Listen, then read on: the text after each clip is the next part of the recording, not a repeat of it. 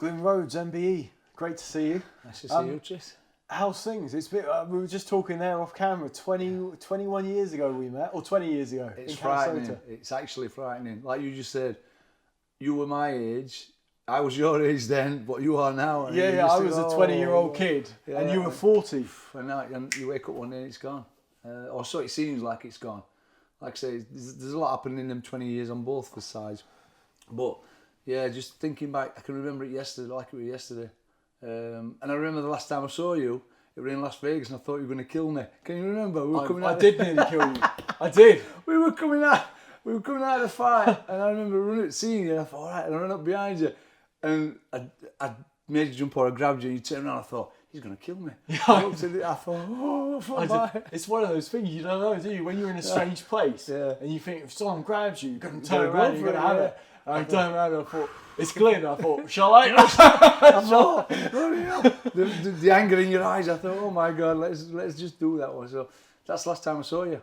Yeah, God, it was good. In fact, we crossed paths a little bit actually, because you were in America. I can't remember what was going on, but I was in New York at the time, Philadelphia. I'd been at Baturbia Vosdik, and I went to Deer Lake to Muhammad Ali's old training camp. And you'd recently been there only a couple of weeks beforehand. So did you go New York to Vegas? We went New York, spent a week in New York, and then we hired a car. It was more like a bus. We hired a bus and drove to Deer Lake. I thought, you can't come to New York, although I've been to New York many times.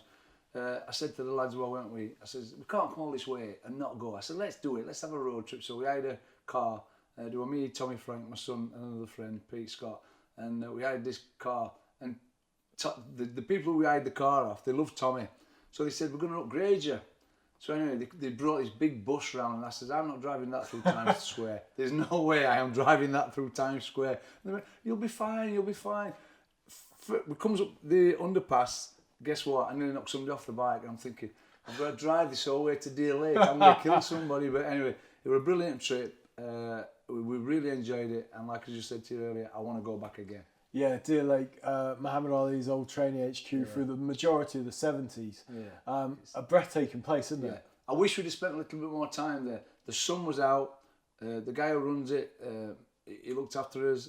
But we had to get back because it just started to rain. And again, I thought to myself, I'm not looking forward to driving to New York in this big bus, so we better get off. But I just wish we'd have stayed a little bit longer and had a little bit more of a look at it. There's not much there, is there? So you could have probably done it in a couple of hours.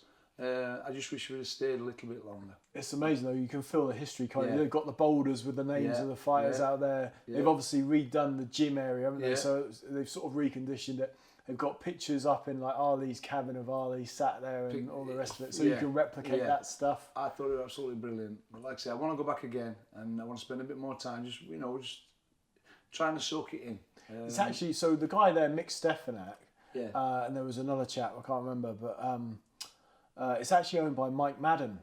Who's the football guy? Yeah, it was John Madden's son. Right. So John Madden, who's got all this money from the American football EA Sports franchise, his son Mike Madden had said, "Look, I want to buy Deer Lake and try and recondition it because it was given to some martial artists, and it all fell downhill and was left to go to ruin. And then Mike Madden's obviously investing the money now to try and return it to its former glory.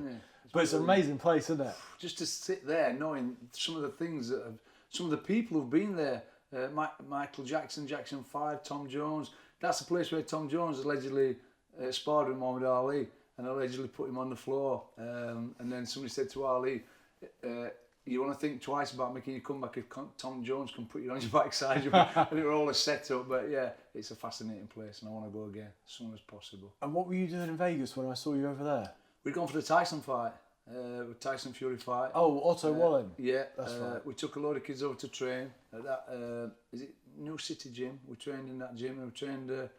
went to Johnny Tocco's, the training Johnny Tocco's, because you can't take kids to Las Vegas and not let them go to the famous gym. So we trained in Johnny Tocco's one day. Went to the Nevada Boxing Hall of Fame, saw you there. Yeah, saw you. That was nice. That was interesting. Enjoyed that. Got some good pictures. Yeah, that's where I saw you. And we just went for a training camp. And it was good because when we got there, it was just a coincidence that we were there at the same time that Tyson Fury were fighting. So then I spoke to I asked Barry Jones if any chance we could get any tickets. And then John Rawlings said, no, but maybe. And I didn't want to tell all our kids that there was a chance we could go, because if it didn't come off, I didn't want to get their hopes up too high. Anyway, John Rawlings spoke to somebody else and says, there's going to be 10 tickets on door for you. So kids were unbelievably, they're off their heads. So it was good. We had a good, and the seats were brilliant seats as well. So we had a good trip. That was a brilliant trip. And obviously, you know, we mentioned Canastota 20 odd years ago. So this is something you've always enjoyed the history of the sport, haven't you? Yeah, I think I've enjoyed the history of the sport more than actually doing it myself. I'm a big Ali fan, as you know. I like, my favourite era is the 30s, 40s and 50s. I love that era. Some great fighters around there. But I'm a big fan of boxing. And it's helpful because, as we just said earlier, you know, when I was boxing, you never had YouTube. So when you wanted to watch a fight, you know, you were lucky if you got one of them Super 8 things and watched it. I remember Mickey Duff's son used to go around clubs showing these Super 8 movies. But now you can just go on YouTube and you put it on. You can watch it on your phone. It's unbelievable, isn't it? It's mad. So times have changed. Times have changed. Well, unbelievable. Were your parents into boxing? Did they support you wanting to get into it? Did your dad box? No, I never met my dad. My mum got pregnant and we lived with my grandparents. I lived with my grandparents until I was 11. My mum remarried. Got a couple of brothers and sisters. But as most men did back in the war days, or whatever, they all boxed in the army, didn't they? So, but nobody ever boxed in my family. No, nobody that. So did you never met your dad? Never met my dad. Did you know who he was? Never knew him, not to this day. And at my age. You never tried to find him or anything? No, I don't. I've never seen a point. You know, I've got a stepdad who's been brilliant to me all my life. Like I said, I lived with my grandparents till I was about 11, and then I started drifting to my mum's because she lived near the school that I went to. But I kind of like resented the fact that my mum had left and remarried, and I was kind of like left with my grandparents. But I was spoilt to death because I was born in 1959, and I suppose there was stigma about having a child back then. But never met my dad. What did your mum do for work? Did she work? Yeah, she'd done all kinds of jobs. You know, she worked in a factory.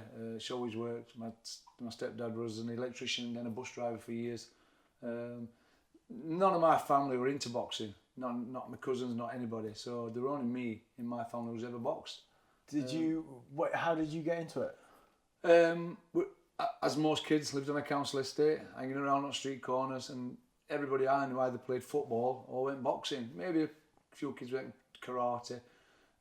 Kids have got so much choice these days, you know, what you can do and what you can't do. But back then, you know, either football or boxing. And I've never been any good at football. We knew that there was a church hall not too far from where I lived called St Thomas's Boys Club. And so one day we thought, you know, let's go down to that gym and show people how tough we are, and we'll show you. And that was the biggest mistake we ever made. So we just, a bunch of us just drifted into the Brendan's gym. And slowly but surely they dropped off, and I loved it. I absolutely loved it. I remember my first day. The first day I went in there. Was Brendan in there? Yeah, Brendan was there. You know. So what year was this? What year? I think it was about 1976. I was 16, I think. Yeah, 16 years old. Just left school, unemployed or unemployable. Drifted into Brendan's, and then stayed there while I was 33. Best thing I've ever done. But I remember the very first day we went in, and I see it with kids in my gym now, you know, they walk in and they think they jacked the lad. So Brendan must have thought that with us. So he's got us stood at the side of the ring when there used to be, where Brendan's ring is, there used to be a stage there, what used to be the church hall, and the ring were on the stage. And I remember he said to me, right, you can spoil this kid. And he pointed to various kids who my friends could spoil.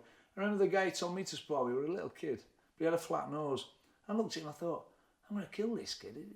Does this Irishman know what he's doing, telling me to spar with him? Because like I said, I thought I could fight. We all did. And I get in the ring with this kid, and he absolutely stood me on my head. Turns out this kid was called Walter Clayton, junior ABA champion, and he ended up boxing pro. I become friends with Walter for a long time after that. But the way he just handled me, it impressed me. You know, I'm probably like windmilling, and he's just moving around the ring and jabbing. I'm thinking, I can't believe that somebody smaller than me, younger than me, a couple of years younger than me, can make me look so stupid. but I was impressed. And I think that's when I got the bug. I thought, I want to be able to do that. Slowly but surely, my friends dropped off, and I just kept going week after week. And like I said, I'd never had anybody speak to me like Brendan, not school teachers, other than my granddad. But my granddad weren't the type of bloke that used to talk to you, quiet, Guys didn't talk to kids back then, not like today. So all of a sudden I've got this Irishman talking to me and telling me things and taking us places and doing things, and it was brilliant. He used to have us doing something, which I do now to my kids, secret training. He said, we're going to do some secret training today, so you'd think, oh great, what's this? And I remember one day, he took us to Rivlin. Brendan had got an allotment not too far from here actually. And this day, we're going to do some secret training. So he said, I'll meet you at Rivlin. So, what we're going to be doing? Running, we're doing pads.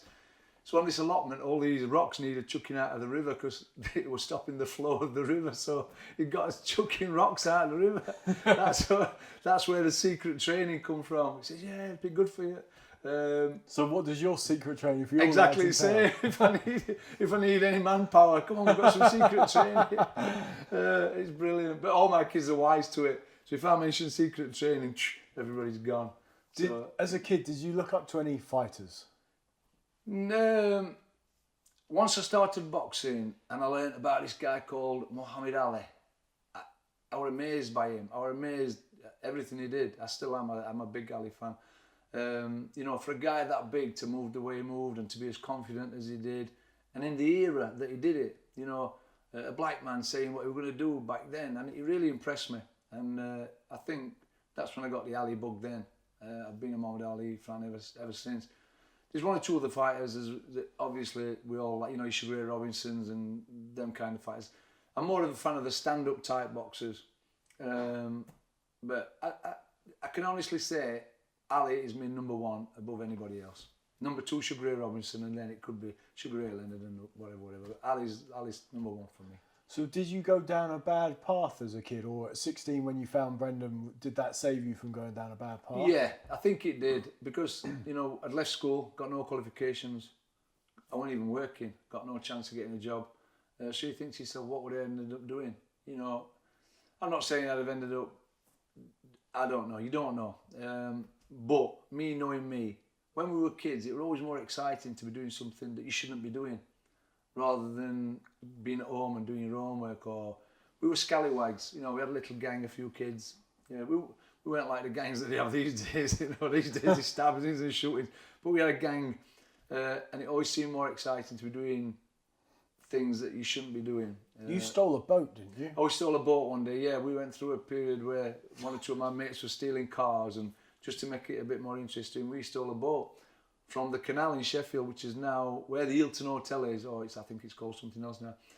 There were a boat there, and so there were me, Pete, and Darren, and God knows why we decided to steal a boat and sail it down the river and had a laugh. And look, I feel a bit ashamed of doing that, because that's somebody's pride and joy. Somebody saved up the money to buy this boat and moor it at the canal, and we just decided one day, we'll just take it and off we go. And I think, terrible that. Like I said, it's a bit embarrassing to think that, especially now, because I've got a car.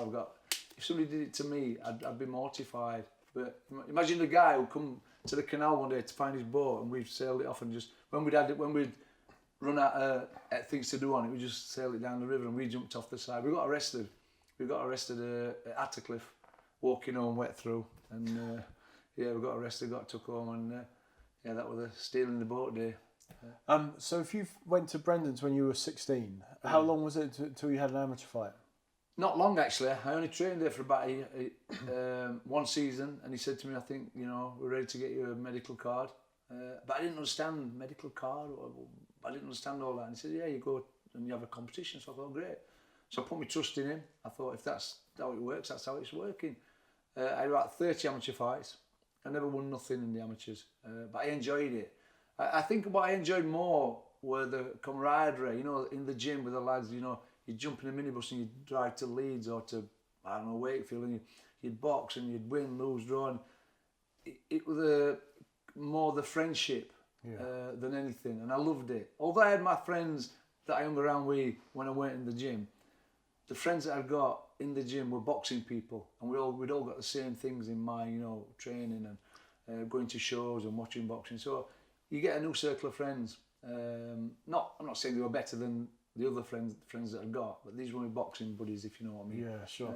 A lot of people say that. A lot of fighters who especially if they go on to have successful professional careers where they are victims of politics and loads of other things that come into play with professional boxers, you know, they will go back and say the amateur days are the best days. Brilliant. They were brilliant. It was so much more carefree and less stress. Yeah. Because the only stress is the fight. Yeah, but the camaraderie that Brendan had in his gym when I was there, it was second to none. It was absolutely brilliant. You know, there's gyms all over Sheffield now. When I was boxing as a kid, I think there were Croft House, Hillsborough Boys Club, St Thomas's, or St Vincent's. But Brendan's was, back then, it was like the top amateur gym. It was unbelievable. Like I said, the camaraderie that everybody had is what I try and do in my gym now. You know, we try and support each other. Make sure if one guy's boxing, everybody support him. And that's what it was like then, back then. When did Harold join the gym? Do you remember? I think Harold joined... I remember the day I seen Harold in the gym. I think it was about 19... It might have been 76, 77. What year did he win the ABAs? Not sure, but that's super close to you then. Yeah. But I remember seeing Harold before he was in the gym. And I'll tell you what I remember seeing him. I remember where it was. And it's a nightclub called the Aquarius in Chesterfield. And the reason I seen him is he'd got a white vest on, and they used to give you a badge for the National Association of Boys Clubs if you won it. And he had it sewn in the middle of this white vest, and he had a pair of blue velvet shorts and blue Adidas boots. And I remember watching him, and I'm thinking, cocky little shit, you know what I mean? His hands down, and I remember seeing him and thinking, this kid is brilliant. Anyway, went away, never saw him again. And then I walked in the gym, and I remember walking in the gym and seeing him and thinking, that's the kid I seen at Chesterfield at the Aquarius. And he's here now, he joined Brendan's gym and that was it. So I think it was 1976, 75, or I think something around that. And obviously went on to win the ABAs shortly after. And, so you've known Harold about 45 years then? God, yeah, both same age. His birthday is September, mine's October. So yeah, I love him to bits. So in your own words though, you said you didn't win much as an amateur. Why turn professional? Well, what actually happened, I don't know if you know what happened, is the AVA had a rule where the pros and the amateurs couldn't train together. Yep. So they banned Brendan. They actually banned... I remember one day Brendan coming in the change rooms, he was devastated, put his head in his hand and he said, we've been banned. So we were all like, what do you mean? He says, oh, because he was training professionals and the amateurs at the same time. There were a few pros in the gym, Mick Mills, Chris Walker, John Kelly, Lloyd Stewart. And so because Brendan was training the amateurs and the pros, they banned the amateur gym. So it was quite devastating for me because I never even thought about being a professional boxer or anything like that. But what happened is once they banned Brendan, everybody who were more or less good enough, we all turned pro. And if Brendan said he's turning pro, that's fine by me. So basically Brendan, you know, he took out a trainer's license. He got a couple of guys from Sheffield called Mick Cowan and Tony McKenna. They took out managers' licenses and promoters' licenses, and they organised a company called M&M Promotions, and they started promoting Errol in Sheffield. So we all ended up on the undercard, which were brilliant. It was absolutely brilliant. I often said it to people. Errol Graham boxing at City Hall were an event. It was, you know, so to be on the undercard back then, there was no boxing in Sheffield before Errol arrived. He boxed at Bramall Lane before Kelbrook even thought about boxing at Bramall Lane. You know, he boxed Linda Loams at Bramall Lane. So being on the shirt tails of Errol Graham for me, it was brilliant. Honestly, it were all the way through. Like I said, I boxed on loads of Errol's undercards, and then luckily towards the end of his career, his last few fights, I managed to train him. I said training. I didn't train Errol. I just throw the pads and shout time. You can't train a 40-year-old Errol Graham. I think he was 38, 39. I just to do, like I said, pads, time, change, whatever. But I owe Errol a lot. So when you turned pro, you had no aspirations then? It was just a matter of just doing it for the sake of supporting Brendan? Yeah, Brendan said you're turning pro, and he also mentioned the fact that you get paid. And I thought, well, I'm unemployed. I'm going to be getting paid. Had you had a job by this point? I had a window cleaning round. So yeah, I got a job as a window cleaning round, which lasted for about 3 weeks. I thought, I'm not cleaning windows. It was winter. I can't be cleaning windows. So that was my first ever job. And it was in Rotherham. And the bloke who employed me, I remember you used to have to go to the job centre when you're unemployed. They send you for jobs. And so she says, you know, what you're interested in. And I weren't interested in nothing. What do you want to do? And she said, do you want to work inside or outside? And I said, I want to work outside. She says, I've got a lovely job here for you, window cleaning. But I'm thinking to myself, you've got to be crazy. she says, we'll ring the bloke now with an answer. So I'm thinking, oh. So she rang this man and she said, oh yeah, I've got a client here, he's interested in his job. And inside myself, I'm like going, I'm not. So anyway, I remember, she says, oh yeah, he'll be there on Monday morning, blah, blah, blah. I remember walking out of the job centre and screwing the stink. I thought, I'm not going there. When the weekend came and went back, said to my grandma, she says, oh, you've been to the job centre? Because they always used to, back in them days, you've been to the Labour office, or she said, have you been to the job centre? I went, oh yeah, no jobs today. Didn't tell her about the window cleaning round. I just binned it. So anyway, I remember in bed on a Monday morning, and it must have been about 8 o'clock, and there's a knock on the door. I hear my grandma shout up, she shouted, Glyn, there's a man here for you. You're supposed to have started work with him today. I'm like, he's come to my house. So I jumped out of bed, run down. I made an excuse that I'd overlaid, but I'd got no intentions of going. Anyway, I went for a few weeks, and I thought, I can't do this. So when Brendan talks about turning pro, and you get paid, I was like that. You get paid for doing something you enjoy doing. I thought, yeah, that's great. So I love it, the fact that you think it's easier to fight than it is to clean windows. Yeah, carrying a ladder around in the winter. So that was it. We turned pro. It was far easier back then to turn pro. You just fill the form in. I think you had a skull X-ray or something. Whereas today you've got so much red tape. It's unbelievable. So yeah, turned pro. You tell me I've got my first fight in Liverpool, which became a great place for me, Liverpool. You lost your debut. That was to John Lindo. Boxing News said that you actually should have won it, but you left your run too late. You'd sort of been so conservative at the start. I was worried. I'd only ever boxed 3 rounds before, 3 2-minute rounds, and then all of a sudden I'm boxing 6. And I remember in the corner, Brendan's talking to me, and this old guy came to the ring, to the corner, and he's shouting to me, he's telling me to go forward. I'm saying, Brendan, who's he? And he's going, oh no, ignore him. So he's saying, go forward. Anyway, I came back again, he was there again. Go forward, tell him to go forward. And Brendan's just saying, ignore him. Keep doing what you're doing. Turns out there was a guy called Nat Basso, whose show it were. So he wanted me to go forward because he wanted to make it a bit more interesting for the punters. Many years later, I learned all about Nat Basso and what he was like. But at the time, I just felt like saying, who are you talking to? This is my trainer, Brendan. So that Boxing News report, by the way, said that you were switch hitting back then, even in your debut. So that was typical Ingle stuff. Let me ask you this, because we've spoken to Ryan Rhodes. Yeah. Did Brendan do the thing with you where you had to sing? Or had tried to do it and do the somersaults, but I would never do it because I felt stupid. He said, you've got to do a somersault. You couldn't break down those walls then for you? No way. There's no evidence anywhere in this town of me singing a nursery rhyme or doing a roly-poly or doing all that. As you said, Brendan, I'm not doing that. Which is stupid, really. But that's what kind of kid I were.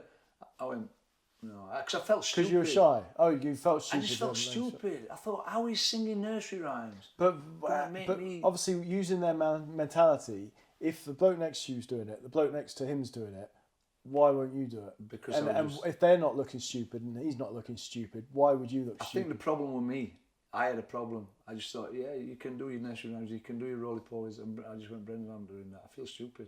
I just felt stupid doing it. Singing a nursery rhyme. I used to think, how is singing a nursery rhyme going to make me box better? How is doing a roly-poly going to make... And I understand it now. It's trying to develop your confidence. But I was so stubborn and ignorant and arrogant. I just went... If you could do that over again, would you try and get lost in it and try and do it? Yeah, because I understand, as I am an old man now, I understand what Brendan were doing. But after a while, he stopped asking me because he knew I wouldn't do it. I was adamant. I went, I'm not doing it, Brendan. I just got the impression of trying to make me look stupid. You know, I can't do a roly-poly. I can't sing a nursery rhyme. But I understand now that we're doing it to develop your confidence. You know, getting used to standing up in front of people and not being shy. But it's took me to get to this age to realise. Did they have the lines and circles for the footwork? Yeah, we actually painted the lines on the floor, the original ones. We chipped the paint off the wall. Brendan had a group called Nacro. It was like something to do with the government. I think they paid Brendan to employ kids, and we scraped all the walls. The walls were damp. The girders that are actually in the Brendan's gym and we put them in. And when I went down to Brendan's just before he died, we were talking about it. Health and safety had gone mad. What happened is they knocked an hole in the wall at that side of the building. They reversed the lorry up to the building, and we all stood on the lorry and fed it through its hole in the wall. And then we put tables on the inside, wooden tables. And as the people on the outside fed it through, we fed it into this hole at this side, all the girders. I'm thinking, an RSJ girder, imagine, and we're on wooden tables. But that's how them RSJ girders ended up in. Then he painted the lines on the floor. I don't know where he got that from. We painted them. We sanded the floor first. We took the stage down. Like I said, where the ring is, there used to be a stage there. We took the stage down. He's now got a full-size ring. I remember it like it was yesterday. You won your second fight against Mark Osborne, but Boxing News actually, and this was, I saw this, it was a common thing, called you Glyn Rhodes. Yeah, because that was Brendan. Because Brendan always called me Glenn. Even when he'd known me like 40 years, he called me Glenn. And people would come to your house and he said Glenn, and people would look at me and go, "You can hear him Glyn." But even though he used to call me Glenn, and so I just left him. I never corrected him. It was Glenn. All right, that's what it is. Is what it is. Oh, that's hilarious. You lost your third fight to Mike Clemo in Torquay, and you kept winning and losing. So what was sort of holding you back in those days? Was it confidence and stuff? I think confidence, and I hated training. It's a well-known fact, I hated training. If Brendan had said to me, "You come box every day this week," I would do. But as for going in the gym and punching bags, and I used to think, oh, God. But I'd love to spar. You know, we had some great guys to spar with back then. You know, Brian Anderson, Errol Graham. There were some great kids in the gym to spar with, so I'd love to spar. But the problem we had then is Brendan only had one ring, so there were that many kids wanting to spar. You'd have to stand on the edge of the ring until Brendan said, "Right, you get in, you get in, you get in." And I just thought, you know, Bomber was the main man then, so everybody else, it was like Bomber in, and everybody just made the numbers up. And the other thing I hated doing is I hated sparring to the body with Bomber, because like I say, I were a lightweight or 9.5 stone. I'm sparring to the body with Errol, and he's smashing me ribs to bits. I think he's dropped me more times than anybody in the world. But I just said, Brendan, I'd rather spar to head with him, because at least there might be a chance that I hit him. But sparring to body, I'm like, oh God, don't make him spar to the body with Errol.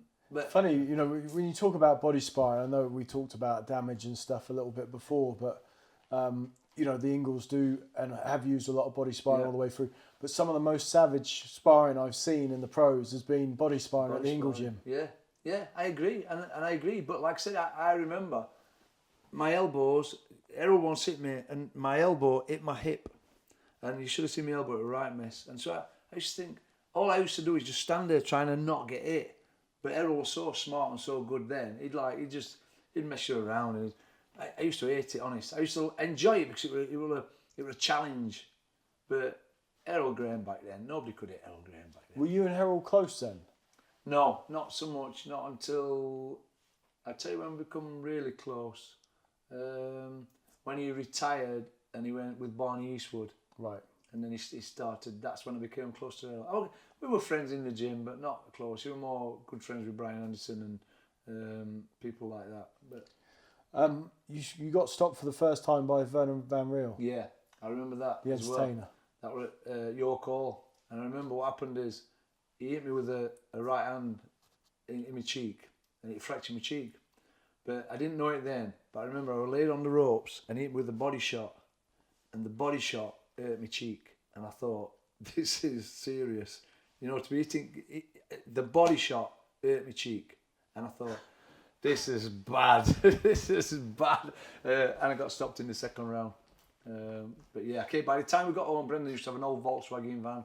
And by the time we got home, my face was, my eye closed tight and my cheek was out here. We had to go to the hospital, stayed in the hospital, said, "Oh, you fractured your cheekbone." I know it was a different time, but you were fighting very regularly. So where you say about, you know, if you could have fought all the time or sparred all the time, you would have done. But I guess you maintained a level of fitness just by fighting all the time because you were out so frequently, like every week, every couple of weeks. But that's what I said about old time fighters. That's what they used to do. Joey Giardello was a perfect example. Never trained because he always fought. Just used to fight. We've got a poster in our gym, Sugar Ray Robinson, and I show the kids all the time. He had 3 10-round fights in 1 month. 2 of the fights were against Jake LaMotta within a month. So at what point did he train? You know, after a fight, your hands are going to be sore, your face, so he knows. 3 10-round fights in 1 month. And I show it to the kids in the gym. Not having 6-week training camps, 8-week training camps. When did he train? They didn't train, they just boxed regular. And so that's what I wanted to do. I just said to Brendan, just get me fights, just want to box. As well as I getting paid and not working. So I thought to myself, you know what? If I can get paid for doing this, this is ideal. So you beat Kevin Pritchard for the Central Area title. Boxing News said you produced a tremendous right hand to stop him. Yeah, right uppercut. A story to that. I passed my driving test on the Thursday. I had my stag night on the Thursday night. I got married on the Saturday, and I won the area title on the Monday. And I broke both my hands, and I had pots on both my hands on the following Monday. But again, never trained. I'd tell Brendan, oh yeah, Brendan, I've been running, yeah, never trained. Like I said, I got my wedding. I was concentrating more on getting married than I were fighting. But I knocked him out in the 5th round, and he went on to become British champion. Yeah. Great. You lost in your first defence to Jimmy Bunkart by half a point. Boxing News said you threw it away, having run up a lead. You clowned and lost your way. So at what point did there's numerous reports. Obviously, your nickname was Showboat. Yeah. Was it around this time that you started to do that? Yeah, I used to love it. But sometimes I used to be more.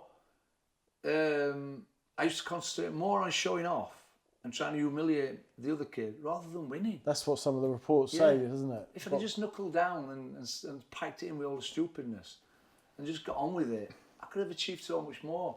But now I think to myself, I enjoyed my career. I enjoyed acting the clown or whatever. I loved that name Showboat. I loved putting shows on.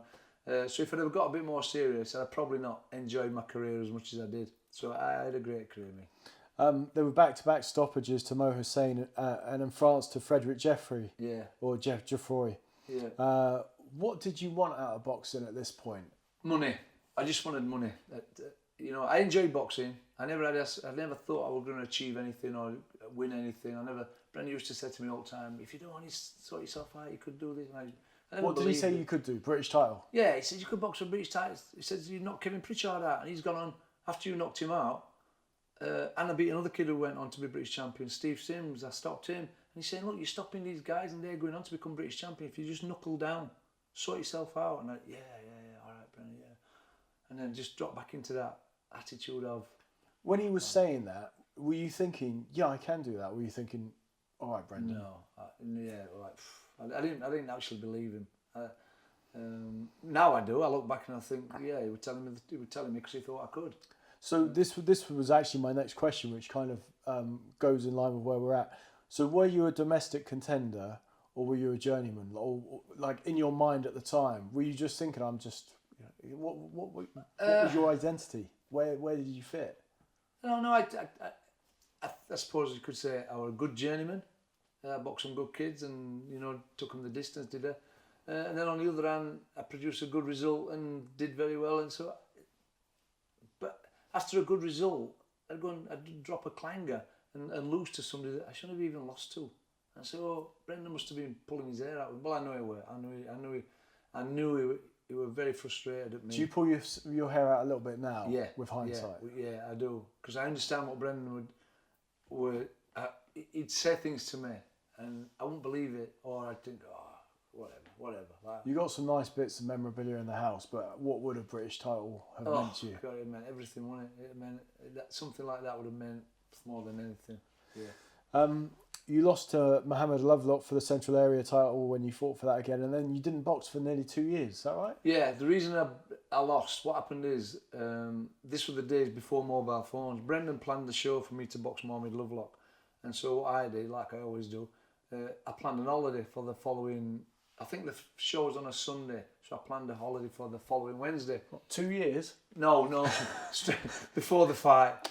So anyway, this fight got rescheduled, but I'd booked a holiday to Spain.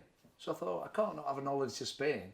It's paid for, it's everything. So I went to Spain, came back the following week and boxed 10 rounds. And I remember Brendan I came back the following week and Brendan said, look, get down to the gym and I'll spar with you. So Brendan sparred with me in the gym at the time to try and get me into some sort of shape. And I got beat in the 10th round. I was winning the fight easy. And I remember Brendan said to me in the last round, all you've got to do this round is stand up and you've won the fight. He says, just stand up and you've won the fight. And I thought, I went out, hit me a bang, cut my eye, stopped me in the 10th round. And I just thought, you've got to stop playing at this. You know, I'm just playing at being a boxer. I wouldn't train, been to Spain, come back boxing 10 rounds and I fought. So I went, as Brendan said, I went on walkabout for 2 years. Always planning on going back to the gym. Always gonna get serious, and never got serious. Did you get a job? I think I must have done, yeah. I can't remember what I did. I've not had many jobs. That's a pretty big gap, isn't it? 2 years to not know what you were doing. What did you do? What were you doing then? Were you I've boozing? done everything. No, never boozed, never drank, never. So what just in that 2 bumming years? around. I've worked on building sites. Were you feeling sorry for yourself? Probably, yeah. And I always said, yeah, I'm going to go back. But, you know, I think I wanted Brendan to say to me, come on, sort yourself out, get yourself back. And he never did. And so 6 months, then a year, and then 2 years, and I just went back. And then, you know, your career really changed by that point in the sense that, you know, when people do give another go, they're generally given another go on the condition that they make themselves a sacrificial lamb. Yeah. And you came back and you fought Andy Holligan in Belfast, who was making his debut. Yeah. But Brendan never got that fight from me. What happened then? When I retired for 2 years, that's when Brendan and Bomber had a fallout. So I'd finished. And I thought, you know, I've got no intentions of coming back. Then Errol decided he had a fallout with Brendan, so he decided to get his own gym in the Wicker. And he bumped into me one day and he says, do you want to help me with the gym? So I said, yeah, why not? I've got nothing else to do. So I helped him in the gym. Started sparring with him again, just to help him out. Barney Eastwood had got him a trainer, I think, called him Frederick Plummer. He came over, so I was sparring with Errol. And then a guy said, look, do you want to box again? The guy who was looking after Errol said, did you want to box? I thought, no, yeah. I'd never heard Randy Holligan. I knew he was a good amateur, but I'd never thought. So they got me his fight in Belfast against Holligan. And I went over there. And I remember he hit me in the first round. I can't even remember him dropping me on my backside, honest, until I watched it on the video. He hit me, I think, a left hook, put me on my backside. I came back. I had one more fight after that against, was it Sugar Dibbler? Oh, yeah. Who also went on to be British champion. Yeah, he fought Pat Barrett, didn't he? That's right. Yeah. And then what had happened is Errol had got sick of having his own gym and just drifted away. And the gym kind of like just folded up. And then Errol went back to Brendan's. And then, so here we are, a load of kids training in Errol's gym, and Errol's back at Brendan's. So I thought, well, why are we running Errol Bomber Graham's gym and he's back at Brendan's? So with my tail between my legs, I went back to Brendan's, and he was all right. And then we were all back together again. And that Holligan fight, by the way, Boxing News said it was notable because of, or what Boxing News said was notable was how you played to the crowd. Yeah. So even though you've been away for a couple of years, you're still happy to muck about. I think what I did, Tris, as soon as I started getting tired, I'd stop messing around. If I didn't get tired, so I think what I used to do is try and disguise the fact that I was tired by showboating and messing around. But it was a good fight. I enjoyed it. Got nobbins. We actually got nobbins in that fight. Did you? Okay, yeah. Nice. You had a run of fights in Italy, France, and Switzerland. Yeah, they were all interesting. The one I got disqualified in Italy, that was ridiculous. They just disqualified me. Said I was rolling too low. I got cut. He got cut. But I understand how it works. But every time I went abroad, I had a good time.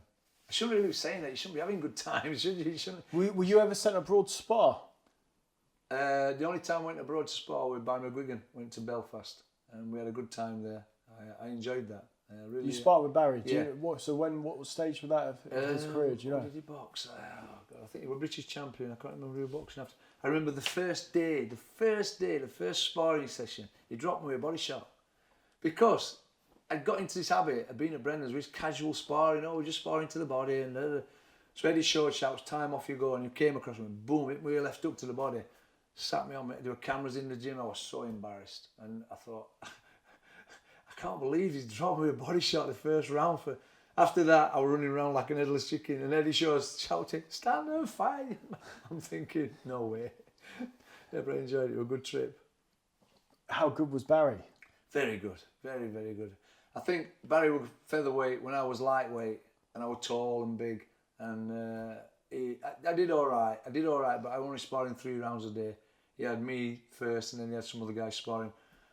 So all I had to do in my mind was just get through these 3 rounds. You know, don't start trying to go toe to toe with him. No matter what Eddie Shaw was saying, I just thought I'm not standing toe to toe with him. Like I said, I've been dropped once. After that, I just did what I got to do to get through the 3 rounds, and I did all right for 3 rounds, but anybody can get through 3 rounds. In 1991, you fought Eamon Loughran. Boxing News said you started well and did okay in the fight, but that night was actually better known for the tragedy that unfolded when Michael Watson lost to Chris Eubank. Yeah, were you privy to that? Like, were you in the crowd watching, or were you behind the scenes? Like, what was going on? This is. I've always took pictures. Once I got into, I'm not saying photography, but I've always had cameras and I like taking pictures. And I remember when they brought Michael Watson out on the stretcher, I took a picture, and I've still got it somewhere. I didn't know he was injured like he was then. You know, I'd boxed Eamon Loughran. I went in the change rooms, got ready, come out to watch the main event, and stood in the, where the footballers come out. And I remember when they brought him through on the stretcher, I remember just taking a picture of him and then took him in change rooms. And then he found out that, he was damaged and he got to go to the hospital, and you think, oh, God. So I looked at that picture and thought, why did you do that? But nobody knew then. Nobody knew that. So so when that fight was going on, you were basically behind the scenes, like in the change rooms or whatever? No, we'd got ready. A guy, myself and Wayne Windle boxed on the same bill. We'd got ready and we'd come out to watch the main event. I always liked Michael Watson. So you'd fought beforehand? Yeah. I'd fought before, got ready, came out to watch the main event, and it was a cracking fight until what happened. And that was my first taste of tragedy. You won 3 of your last 6, and all were at a good level, but you retired after losing to Gary Logan. Boxing News said you stormed from the ring. Yeah, that was me. And you were livid. So Dave Parris basically counted you out on your feet. Yeah, I thought, I got up and he just counted me out. But again, I made my mind up there and then. That was me done. I tell you what happened. I think only 10 days before, or just over a week before, I'd boxed in Sheffield. I boxed a guy called Mark Chikoki, and I got my eye cut. And I'd sold a lot of tickets. And I remember I got the decision, but I'd lost. But I'd been on the receiving end so many times myself. When you get a decision that goes your way in your hometown, you're not going to mourn. But I remember when he raised my hand, people were booing me in Sheffield. And I didn't like that at all. It like got to me. I'm thinking, getting booed in my hometown and I've won. But I honestly did think I'd lost. But I did get my hair cut. Not bad, but I got a cut eye. And then Brendan said to me, short time after I got your fight against Gary Logan, the money were good. Do you fancy it? And of course I fancied it. I think what happened with me is the money, or if there'd have been no money, I wouldn't have boxed. Because I was always broke and I was always borrowing money off my mum till my next fight kind of thing. I took it and I shouldn't have took it. I weren't fit. Gary Logan was a good kid, a good fighter. And I remember he hit me and I just felt blood running down my eye. And I remember thinking to myself, what am I doing here? I remember it then. Dave Parrott, I got dropped, I think, in the second round. And I beat the count. I don't think I'd ever beat him. I wouldn't have beat him. I'd have just started fiddling around, acting stupid. But I remember when Dave Parris stopped the fight, I just jumped out of the ring. I made my mind up there then, and I went, that's me done. And I just stormed. Storm's probably the wrong word, but I left Brendan in the corner. I just got out that side and walked to the change room. I remember thinking to myself, that's me done. So were you livid or just gutted? Livid, gutted, pissed off, whatever you want to call it. I shouldn't have boxed. Having my eye cut. I was mad at Brendan. Brendan shouldn't have got me the fight or said take the fight, knowing that I'd only boxed. I think about 10 days before. But, I could have said no, couldn't I? Was it a career high payday? I can't remember exactly how much I got, but it was good money. It was good money because Gary was a good kid and it was on down London, so the money always seemed to be better in London or down south. But it was a terrible way to go out for me. Did you take it personally with Dave Parris? No, I liked it. I know, Dave. No, I never took it. No, I took it personally with myself because I thought I was an idiot. I thought, why have you boxed? A good kid like Gary Logan, and you for money. I just remember I weren't angry. I remember in the change rooms I just said to Brendan, "That's me done," and I knew it. Before, when I'd retired, I'd always been like, "Oh, whatever." That day, I just said, "That's me finished." Did you ever get the itch to go back? No. I miss the gym. I miss going to the gym. I miss being around the kids, you know, my friends, all the kids in the gym. I miss the camaraderie. Because this is the thing with boxing. When you retire, what do? So all of a sudden, I'd made my mind up, that's me done. So your circle of friends change. Then you start hanging around with the kids who you started hanging around with before your career started, if you know what I mean. Because you don't want to hang around with your boxing buddies because you're not boxing. I was quite embarrassed. I went to sign on, and I remember going to sign on unemployed, and the kid said to me, "Oh, how are you going, Glyn?" I was thinking, signing on. When are you boxing again? And I couldn't tell him that I wasn't. That I'm like, I'm not boxing again ever. That's me done. But signing on, you know, I was in the unemployment office, and people recognise you. I thought it's embarrassing. And then, you know, my look changed. What actually happened is I was walking in Hillsborough, not too far from where we are at the moment, and I see the gym opening, and it said fitness gym, and I went in, and it said boxing, aerobics, whatever, and I called in, and it was run by it was going to be opening very shortly, and it was run by a guy who had a nightclub in town. So I said, who's going to be teaching the boxing when it opens? And he said, do you want to do it? And I'd never thought about being a boxing coach. Brendan always used to say to me, he said, you want to start teaching people how to box? And I used to think, I couldn't do it. I didn't have the personality back then to be a boxing coach. And I used to hear people being disrespectful to Brendan, and I used to think, I couldn't do that. I couldn't take that shit that he's taking off people. One of the worst ones, speaking, I remember Naz calling Brendan Paddy once, and I thought, you cheeky little shit. He said something to him, but called him Paddy at the end of it. Now it might only be I'm not saying affectionate term, but I just remember I looked at him and I thought, you cheeky little shit, you know, have a bit of respect. And that's when I thought I couldn't have somebody talking to me like that. So I thought, I'll never be a boxing trainer. Brendan I don't think it upset him. But anyway, so this gym opened. I started training guys there. And like he said to me, he said, look, we'll pay you to train people. And do you want a job on my nightclub as well, working on the door? So I thought, so it were a nightclub in Sheffield called Rebels, but it was an heavy rock club. So they were in a lot of trouble. So I worked in the gym through the week, and then Friday and Saturday nights I worked on the door at this heavy rock club, and it was all right. We had some incidents, and it was good. And so I was getting paid for working on the door.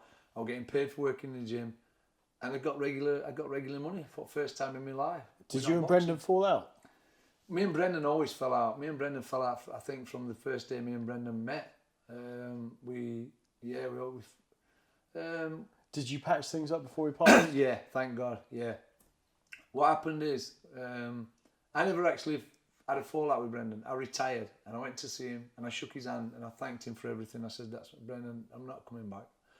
And I didn't want him to say to me, "Oh, come on." I didn't, and he never did. I just said, "Brendan, look, thanks for everything. I'm 33. I'm never going to change. I'm not going to suddenly start training and getting dedicated." I said, "Thanks for everything." And then I walked away, and that was it. And then you'd see each other at boxing shows and things like that. And then when I opened my gym, Brendan's attitude kind of like changed a little bit towards me, because what happened then as well is, like any gym opening in Sheffield, certain fighters would leave that gym and come and train at your gym and then go back, and it's just, you know, that's just boxing. And then what happened is Errol started training at my gym, wanted to make a comeback, and Errol had been helping me train guys as well. And you know, I don't think Errol had any aspirations of boxing again at that particular time, and the Boxing Board of Control wouldn't give him a license because of his eye. Yeah, because he had to do all these stupid tests that nobody I've ever heard of anybody doing these tests ever again. And then I used to speak to Brendan at shows, and I could tell he weren't very happy with me, but I used to think, whatever. And then the icing on the cake were when Naz came to train at my gym. And Brendan fell out with me then. Oh, I had a fallout with Johnny as well. That didn't help.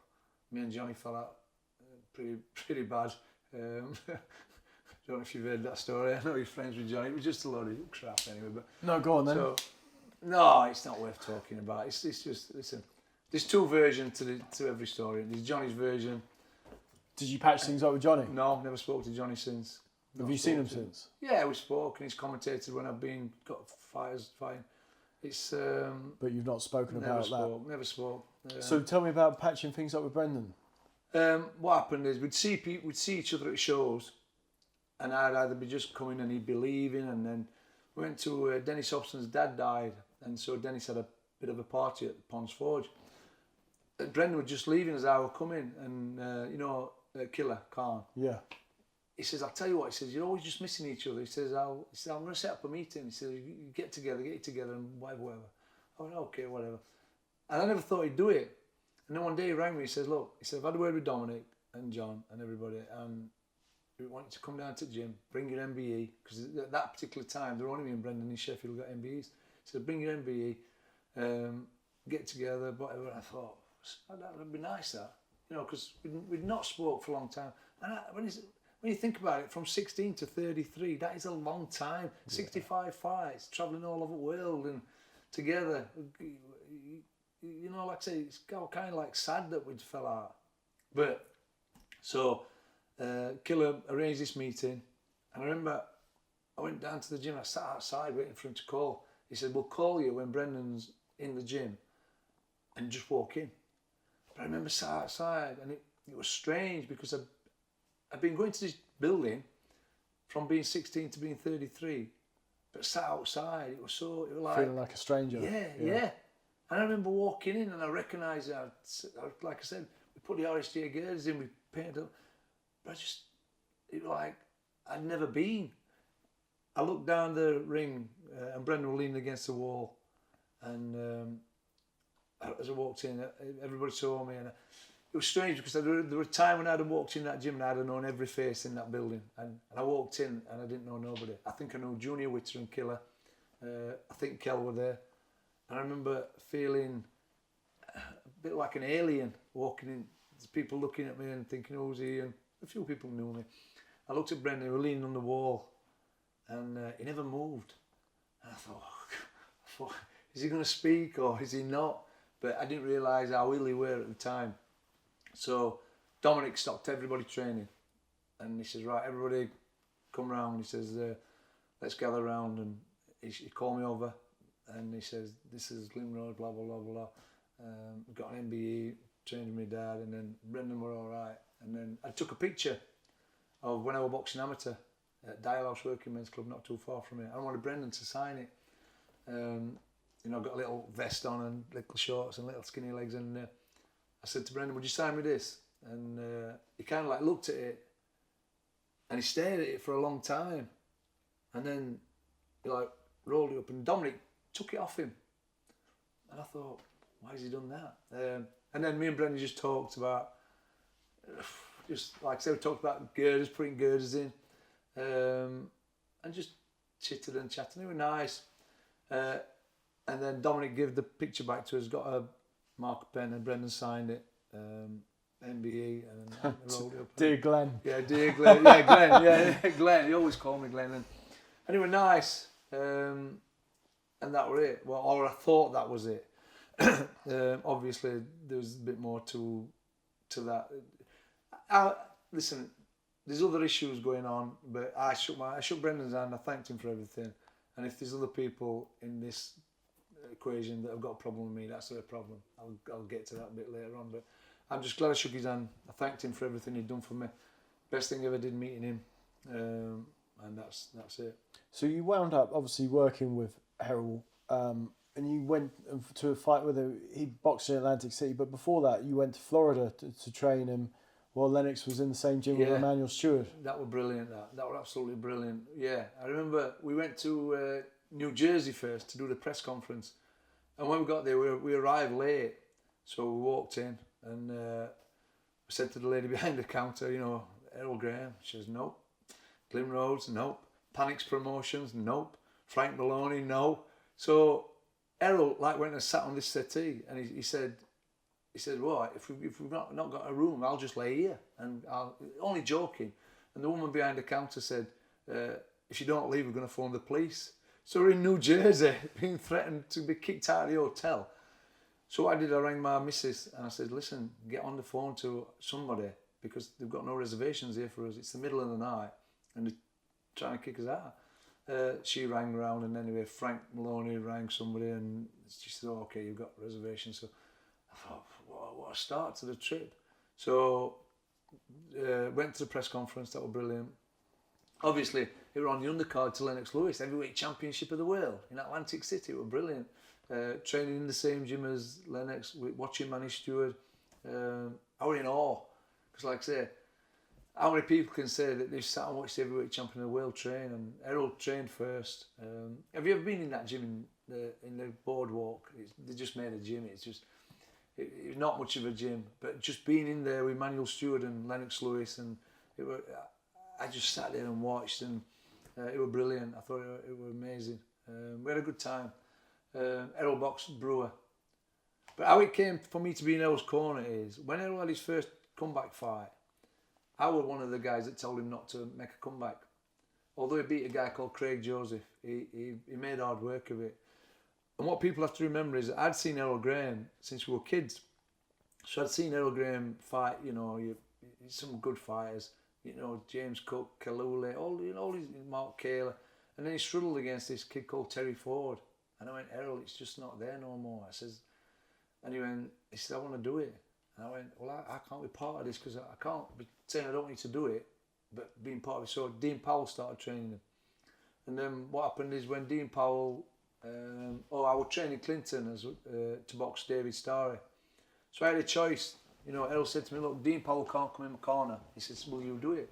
And I thought, well, I publicly said that I don't agree with your boxing, and now you box for world title, and I'm going with you. So Dean Powell said to me, look, he says, I can't go with Errol. He says, I've got a show in Hull. David Starry's boxing Clinton. So I had a choice to make, and it was an hard decision. You know, I can either go to Hull for the Commonwealth title fight with Clinton, or I can go to Miami Beach, Atlantic City with Errol Graham for the world title. And I thought, well, you know what? If Clinton loses, he can come back because he's young enough. Whereas I knew this was Errol's last stand. So it weren't because I was getting paid or anything like that. It was my mate. And I said, all right, I says, I'll go with you. It didn't go down very well with certain people because, like I said, I was training Clinton at the time. And Clinton lost to David Starry. So people were saying, oh, if I'd have got, it wouldn't have made no difference. So I made my mind up to go Errol. And it was a memorable trip. It was brilliant. Like I said, I went to Miami, trained in Miami, then went up to Atlantic City. And, you know, going into the fight, you know, I thought, Errol, you know, he's in with a chance. And then when he dropped Brewer, he dropped him early on, I'm thinking, this is like a fairy tale. Errol Graham going to become world champion after the Mike McCallum job and the Julian Jackson job. And I was ecstatic, I was jumping about, and then slowly but surely, the tide turned, and Errol got caught on the ropes with a shot.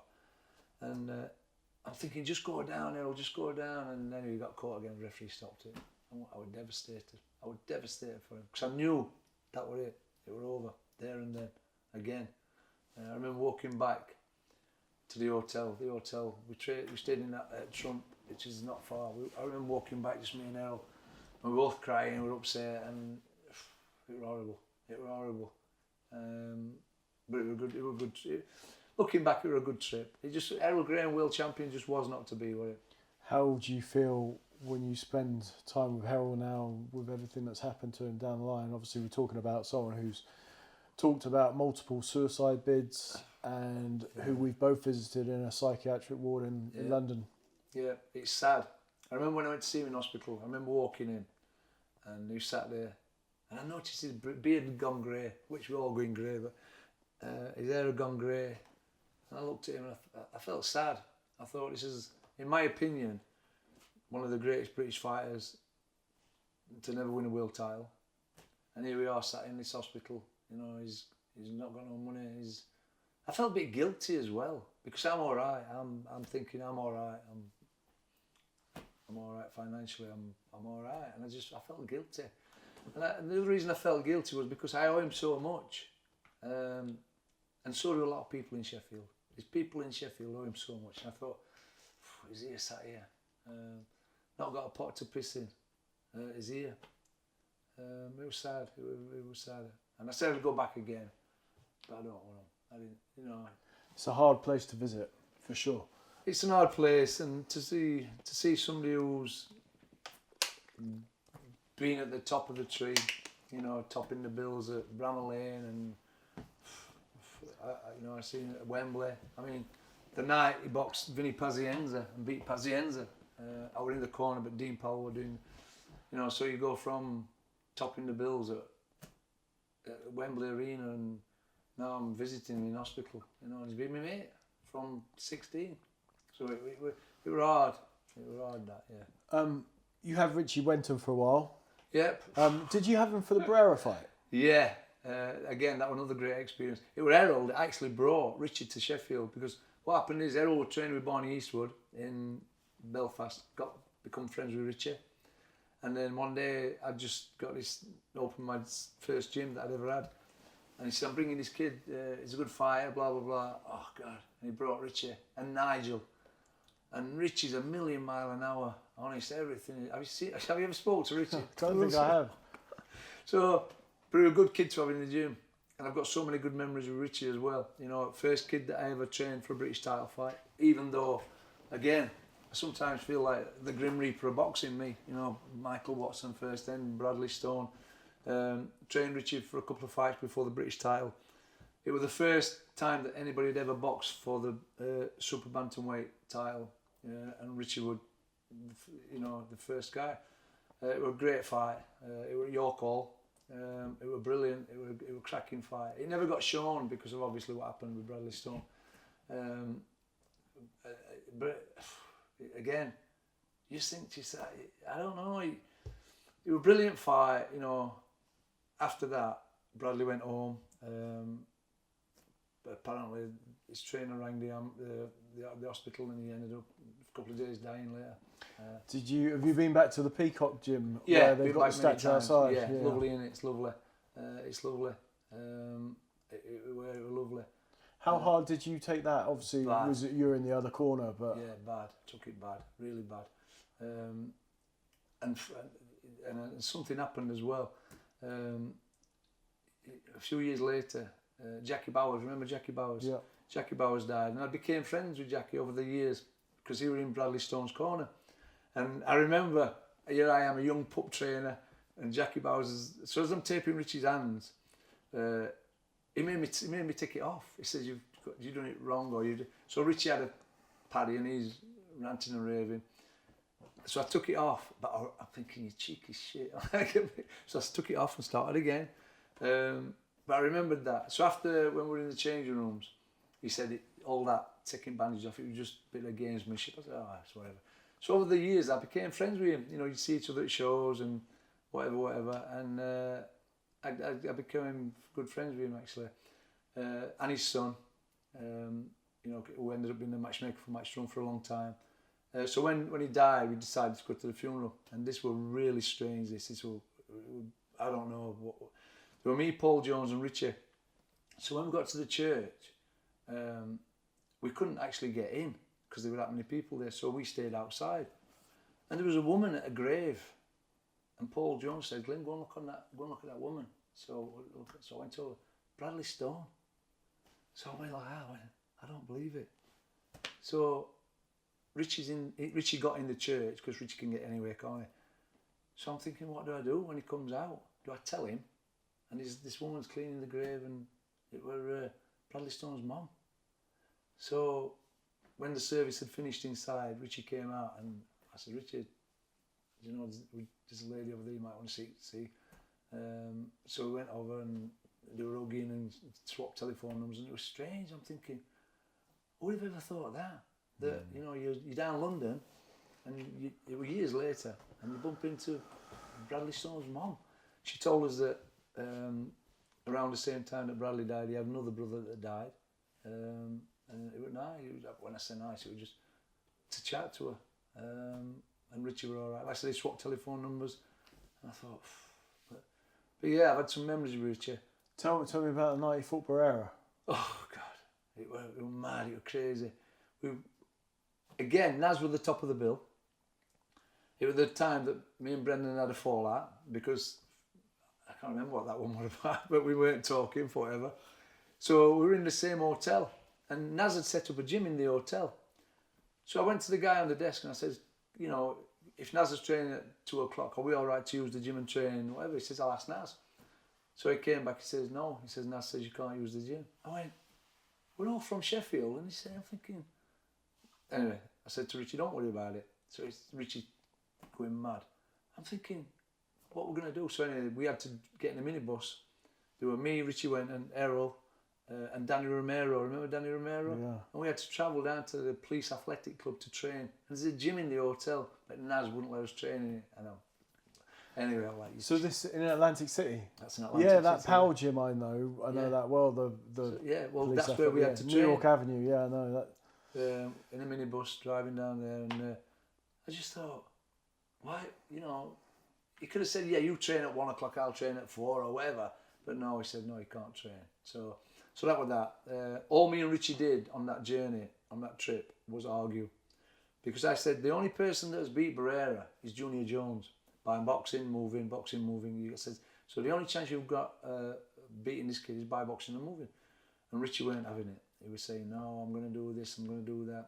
So I remember one night we were in that gym and we had a big argument. So I said to Errol, I said, Errol, I'm going home, me. I went back to the hotel and I said, he's got his own ideas of what he wants to do. What does he need a trainer for?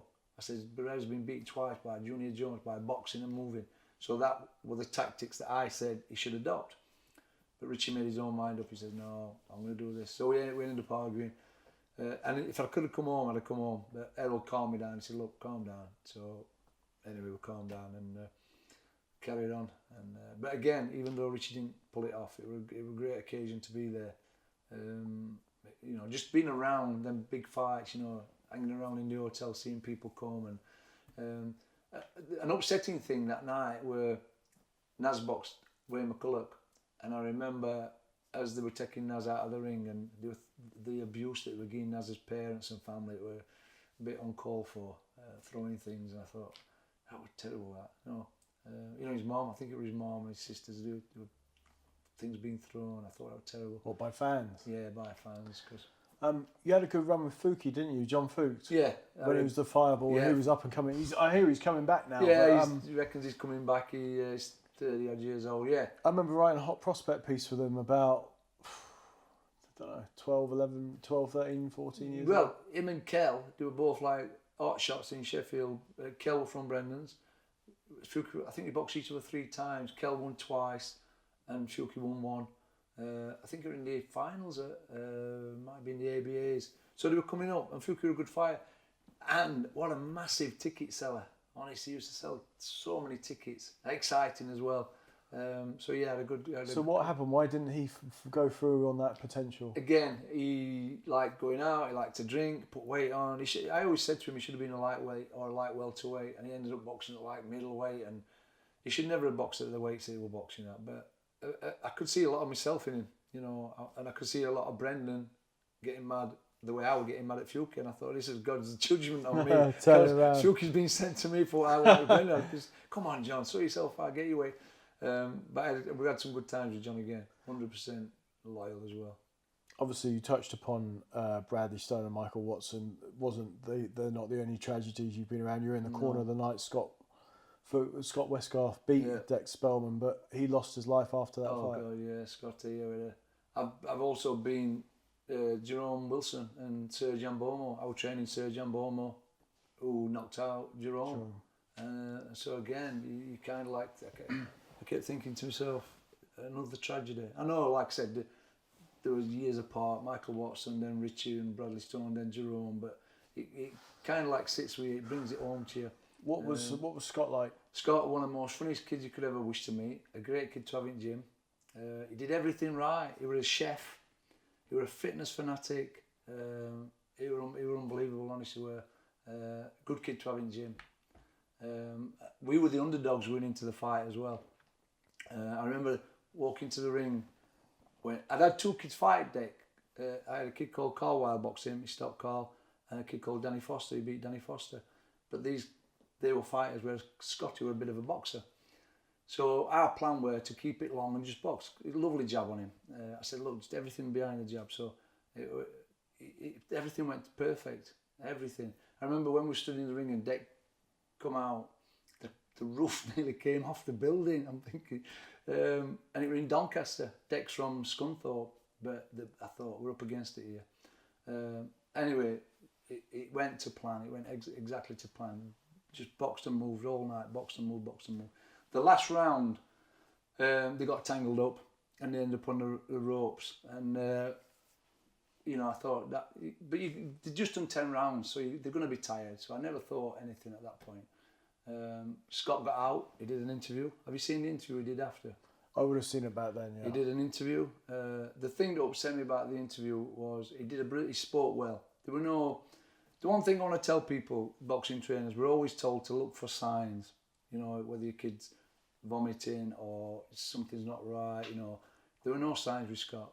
The one thing that people picked up on, when he got out of the ring to do the interview, he sat on the side of the ring like this. No, sorry, he stood up. And then halfway through the interview, he lifted himself up, but it was quite high, so he couldn't get up.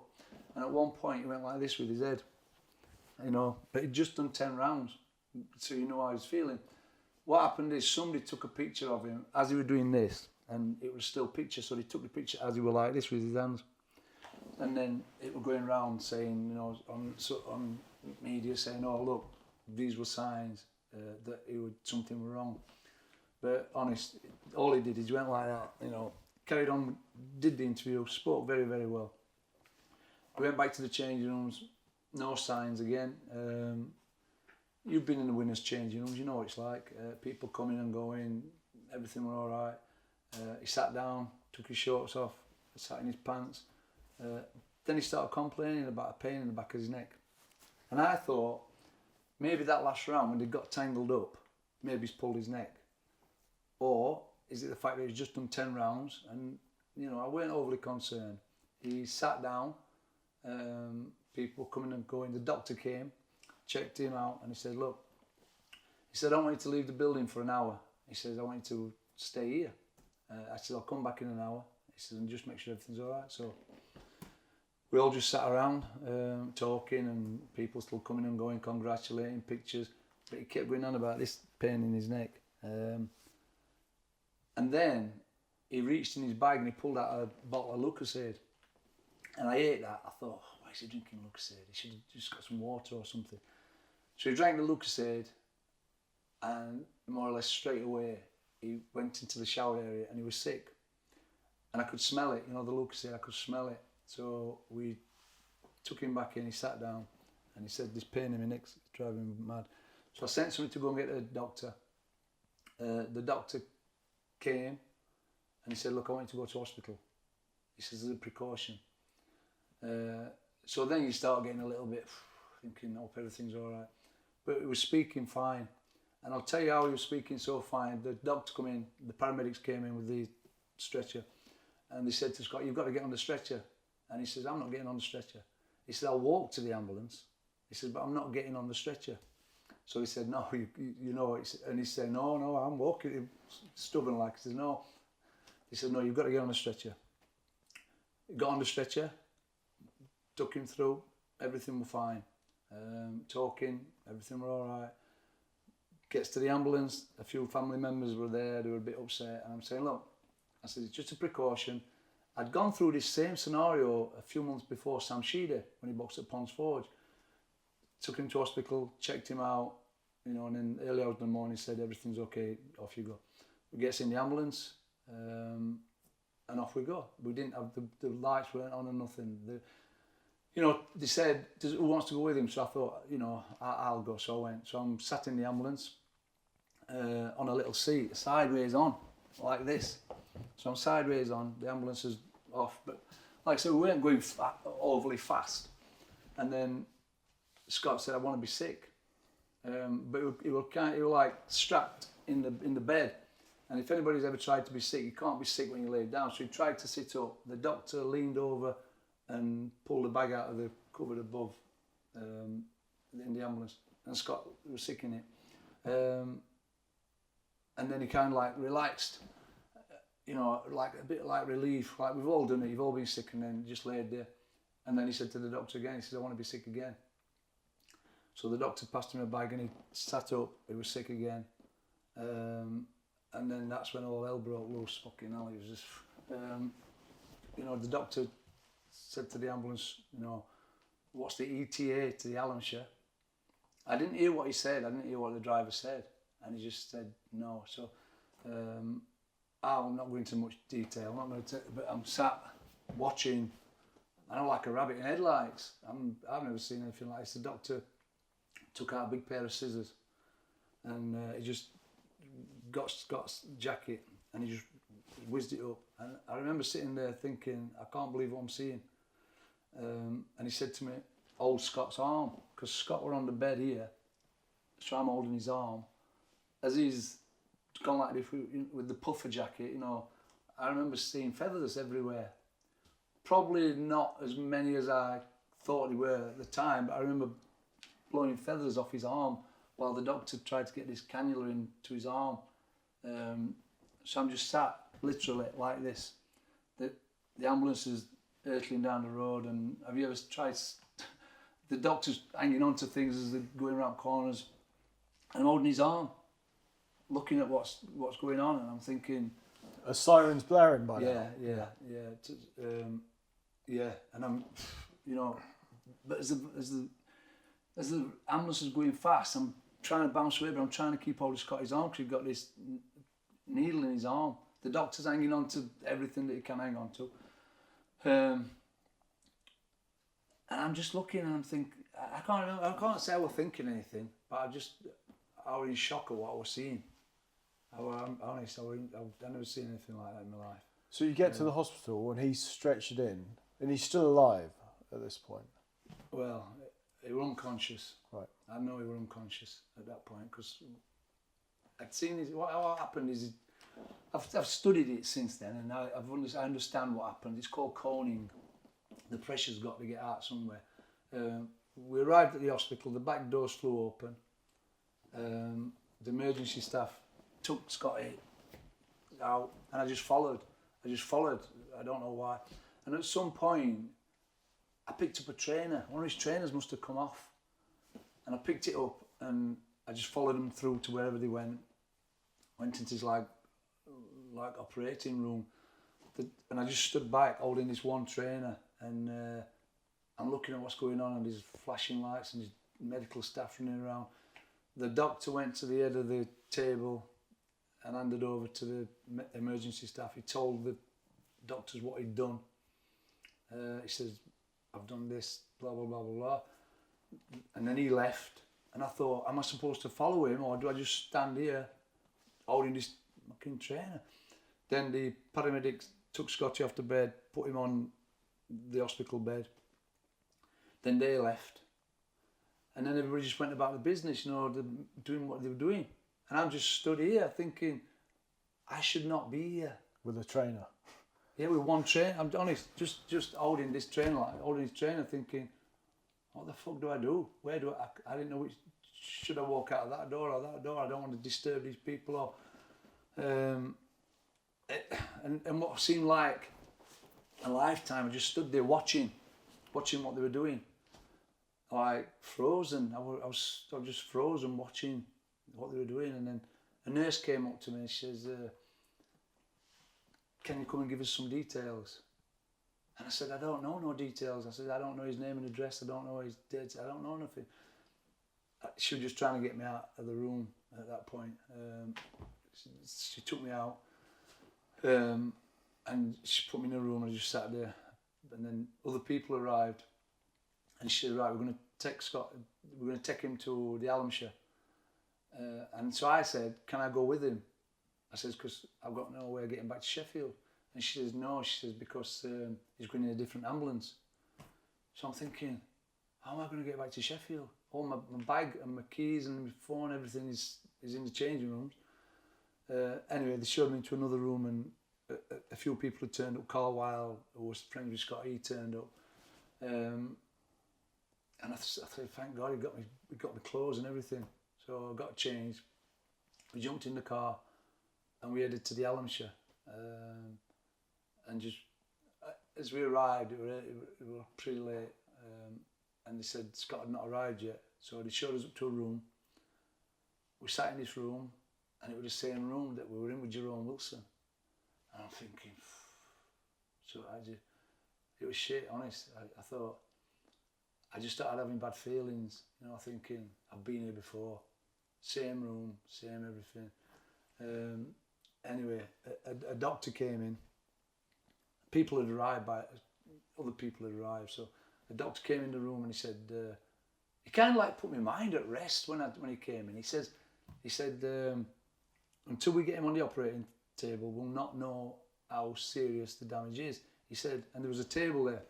He said, if you bang your hand on the table, he said, you don't know how much it's going to bruise or anything until later on. He says, it's the same as Scott. He says, but I've done this before. And he kind of like put your mind at rest. I thought, you know, he sounds pretty confident. He made me feel better. So he says, what'll happen is, he says, somebody will come and explain to you how it's gone, and whatever. So I thought, all right. Anyway, 1 o'clock, 2 o'clock, 3 o'clock, 4 o'clock, still sat there. And, you know, people had arrived at the hospital. Scott's mum had arrived, girlfriend. And I remember we found a room and I was watching bobsleigh from somewhere. You're watching it, but you're not watching it, if you know what I mean. You just, you're not taking anything. Yeah, I'm in the days. I'm thinking, when would I ever watch bobsleighing? You know, drinking cups of tea. And then at 5 o'clock, we're all just sat in this room, people asleep. The doctor came, and everybody kind of sat up and thought, oh great, some news. And he said, can I see the immediate family next door? There was another room just to the side here. So Scott's dad and mum and girlfriend went to this next room, and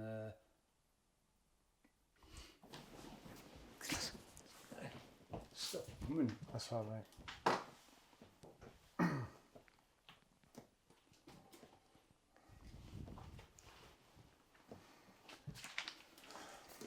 I'll just give it a minute. Okay, mate.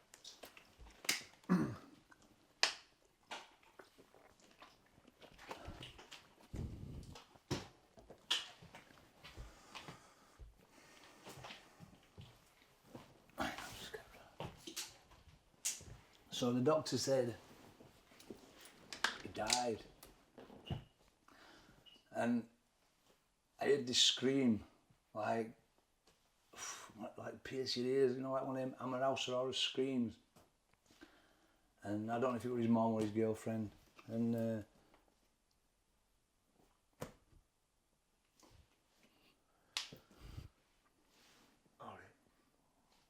that's right. He just said he died on the operating table.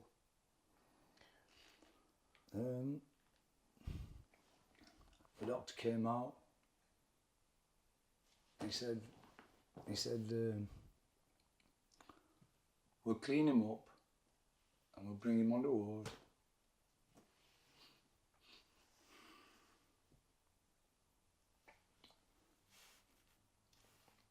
He said, and you can say goodbye. But it didn't register. See, I just remember him saying you can say goodbye. Only a few hours before, I'd been with his kid. He'd won, having his hand raised. Now he got a doctor telling me that he's died. So, and nobody told you what to do. What do we do? Do we hang around? Do we go home? What do we do? So everybody just sat around. Nobody was really speaking much. Short time later, the doctor came and he said, right, Scott's back on the ward. Said to his family, you know, they could go and see him. And then Scotty's dad said to me, I want you to go and see him. And I thought, I don't want to see him. I don't want to see him. I want to remember him with his hand raised. That's what I want to remember him.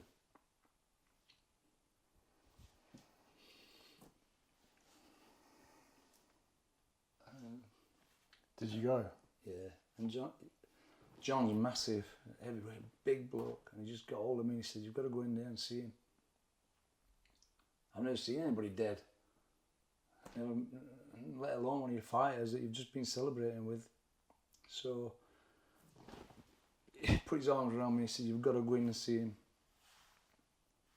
And went in this room, and once I got in, it weren't as bad as I imagined. Scotty was laid in bed, he just looked asleep. Got a bandage on his head. It was calm. There was a nurse doing something. John just left me there for a while, so I just had a chat to Scotty. And that was it. Just. Have things been the same since?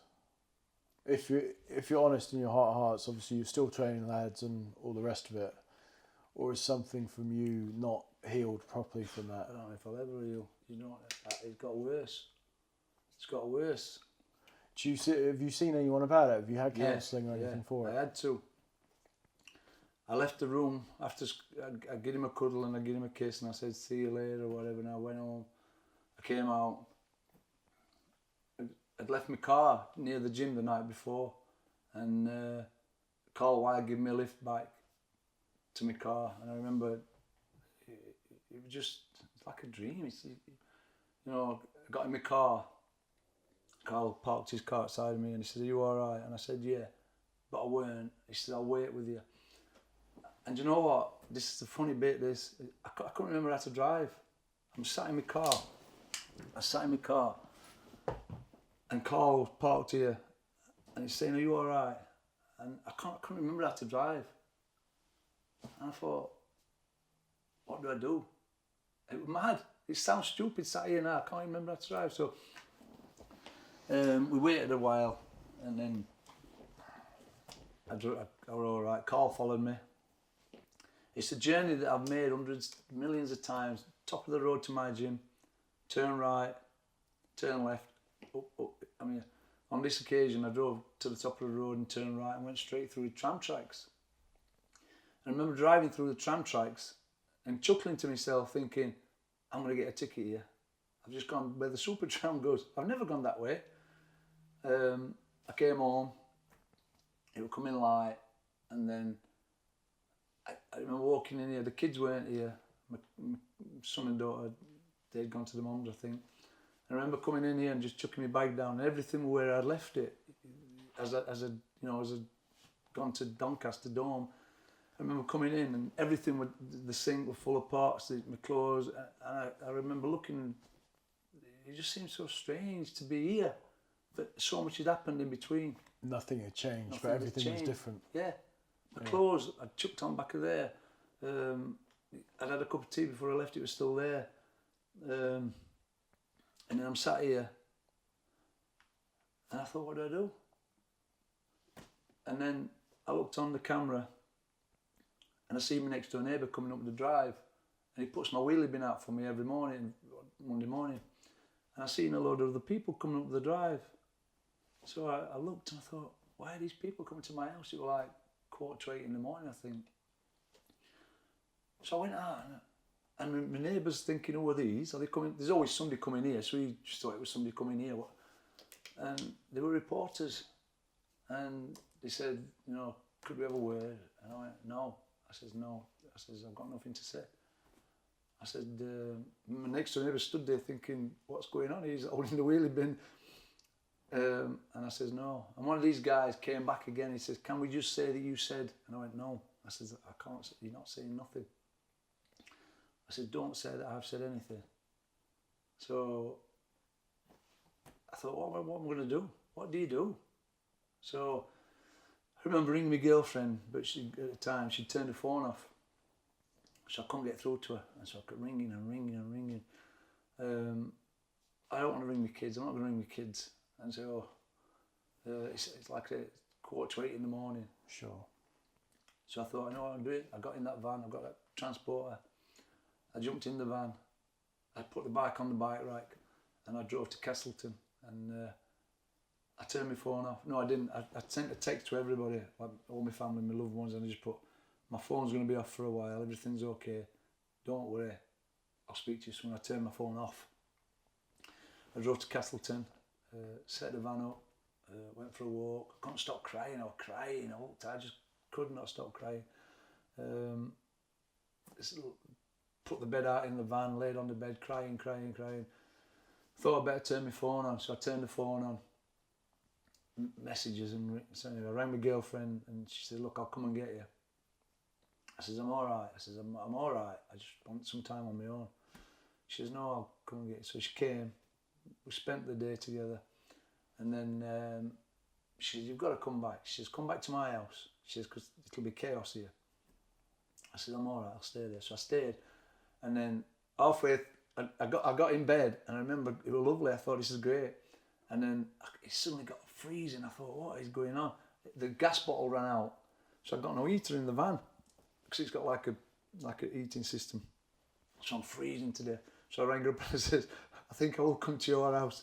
So I drove home, went to my missus' girlfriend's house. And I remember when we went to bed and she says, come on, you've got to get some sleep. She says, I had not slept for long enough. And I remember we laid in bed and she said, look, just go to sleep. Just close your eyes and go to sleep. But every time I close my eyes, I'm in the ambulance.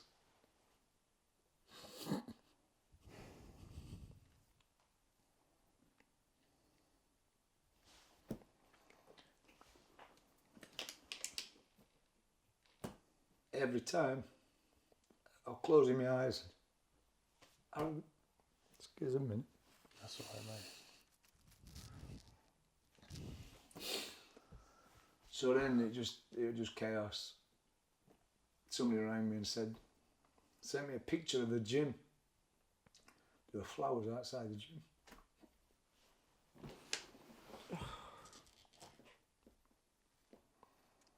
Be all right in a minute. It's okay, mate. Take your time.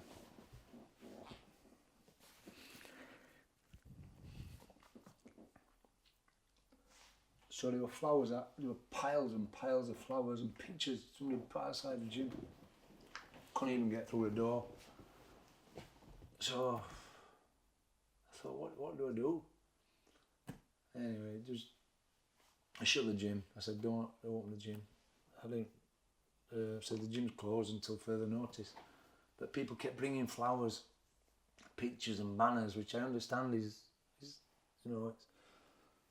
And then we opened the gym, and people were still bringing pictures and banners, and the gym was becoming like a shrine. So I had to say to people, stop. You've got to stop bringing pictures. As much as I love Scotty, enough's enough. We've got banners and we've got pictures of. I said, you got to stop. Don't bring no more pictures, no more anything. We've got one big we've got pictures of Scotty all over the gym, but we've got one big banner up, and that's it. It stays there. And then I said, look, we're going to leave the flowers for another week because it's a school. My gym's a school, so other people use the school. So I said, we're going to leave the flowers where they are for another week and the memorial things and everything. I said, but after that, we've got to stop it. We've got to try and continue because, life goes on. I know that sounds bad, but so we moved everything. I said, we'll open the gym whenever, I don't know. We opened the gym and people would come in and hugging me, and every time somebody hugged me I started crying again, and I couldn't function. It was just mad. Somebody would walk through the door and see me and hug me and I'd start crying, and I thought, I can't cope with it, I can't do this. So I had some time off. But having time off for me is no good. I needed to be in the gym, or I needed to be around people. And then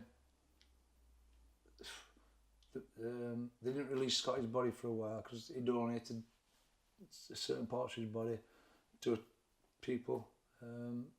who have had his organs, which is great. And then there were the funeral arrangements. And then I was asked to say a few words at the funeral. And I said, yeah.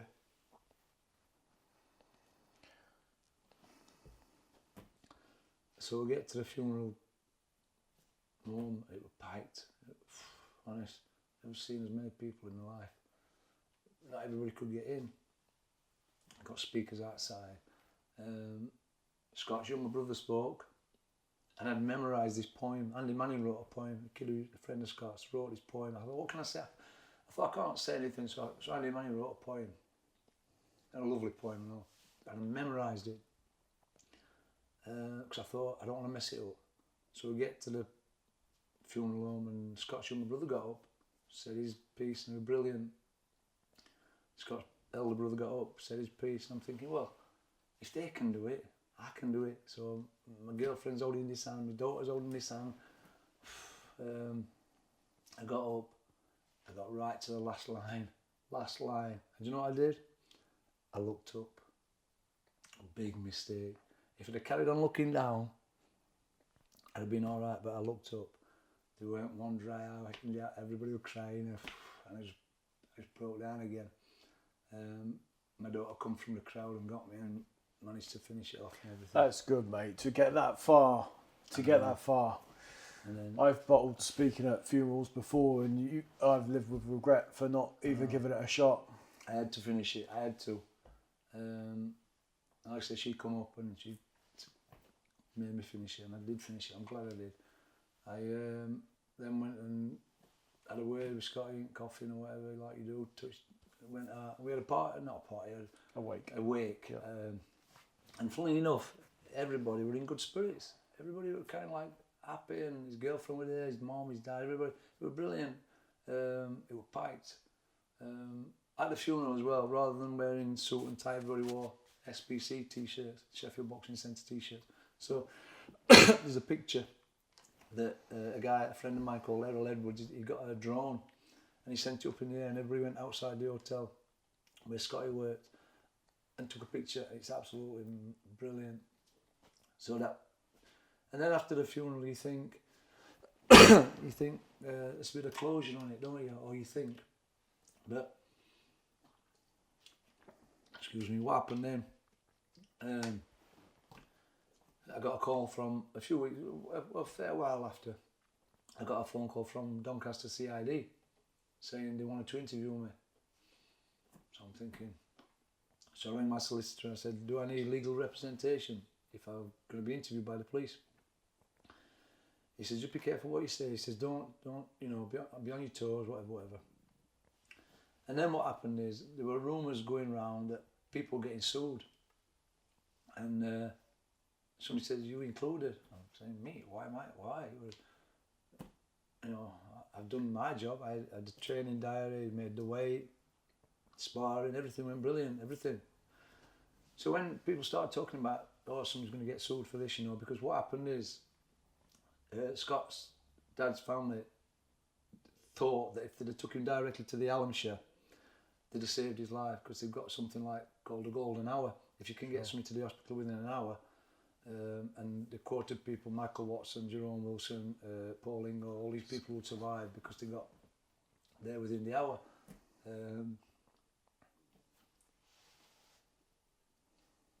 So once I heard the rumours, people are going to be getting sued and whatever. I thought, this doesn't sound good, this.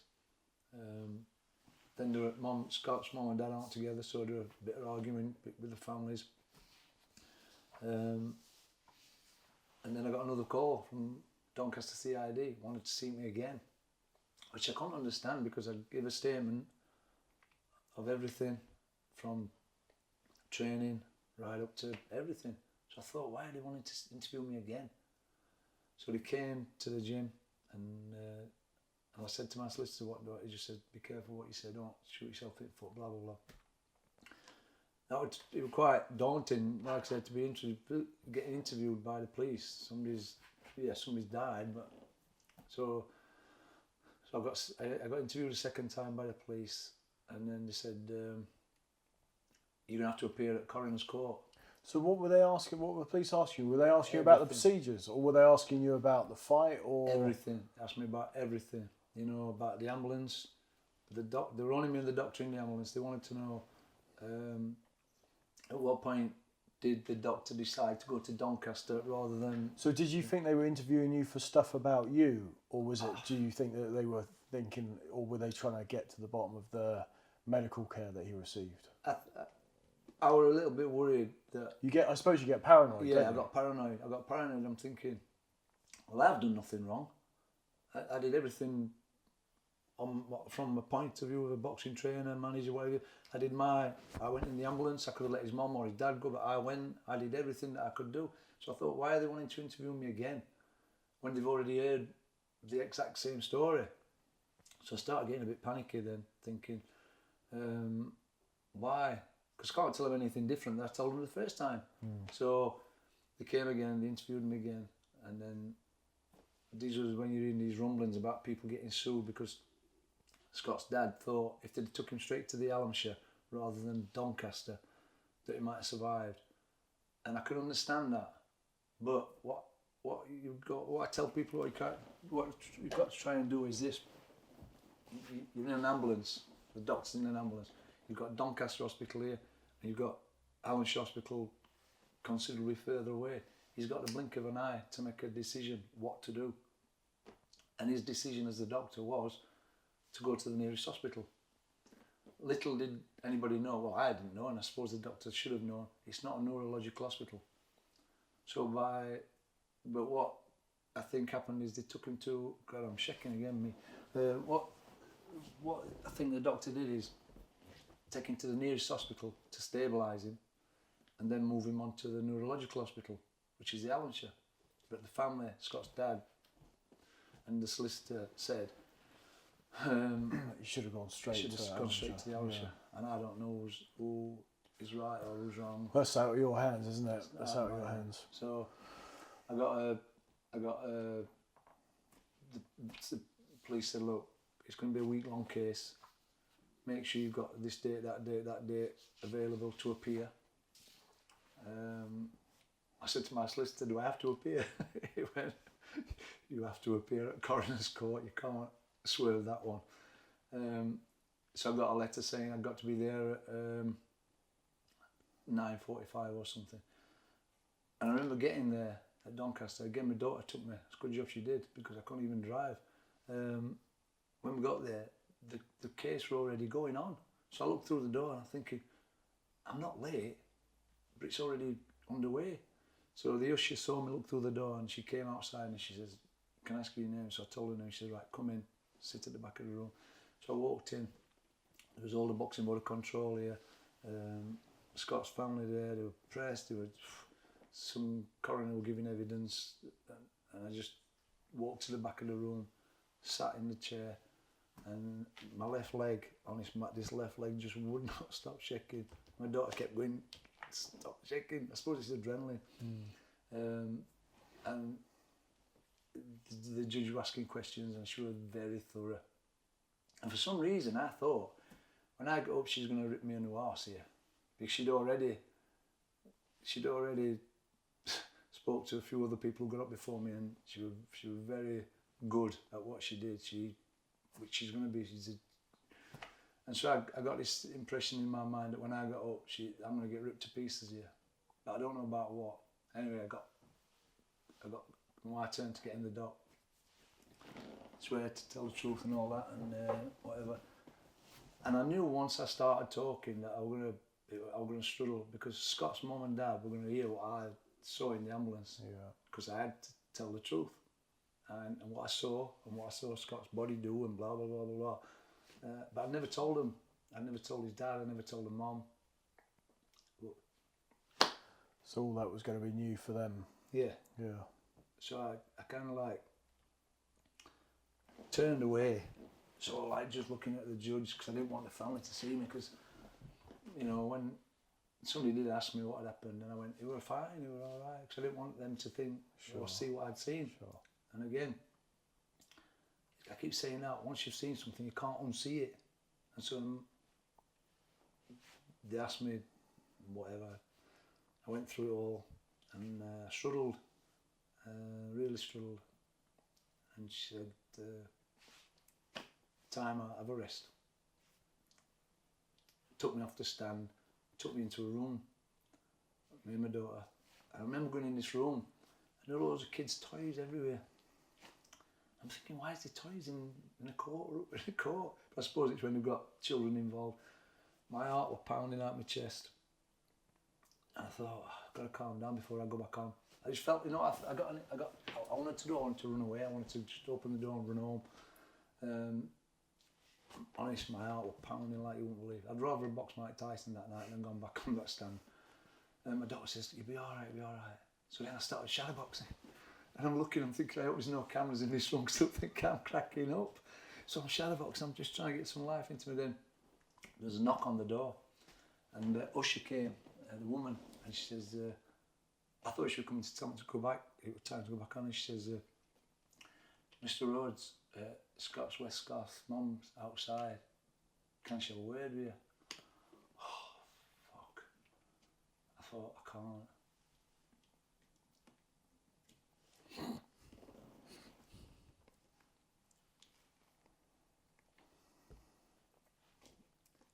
I thought, I can't see her. Nobody wants to lose a child. But it was a good job I said yeah, because she had just stood at the other side of the door. So she came in.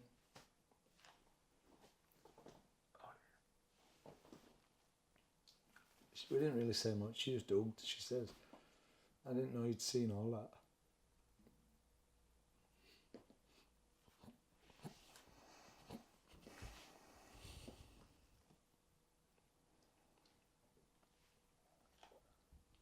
Anyway.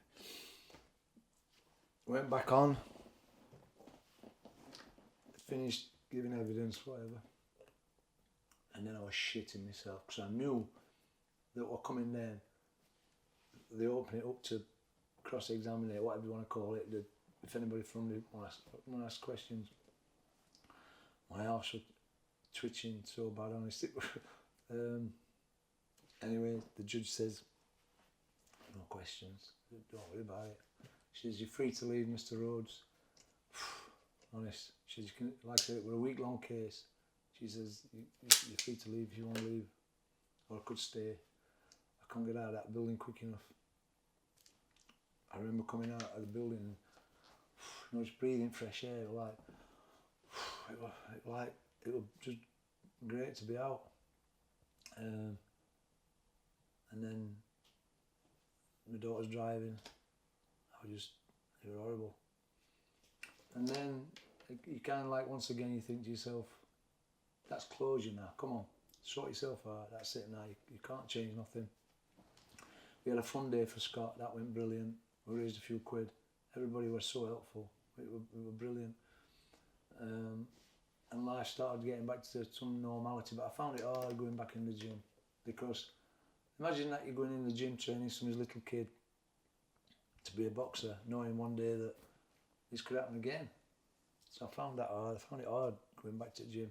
People saying, "Oh, people rely on you. You've got, come on." But it didn't make no sense to me. It's all right. People saying, "Oh, everybody's relying on you. You've got to open a gym." I didn't want to go back in gym, but anyway. So I did, but then I had this thing going round in my head.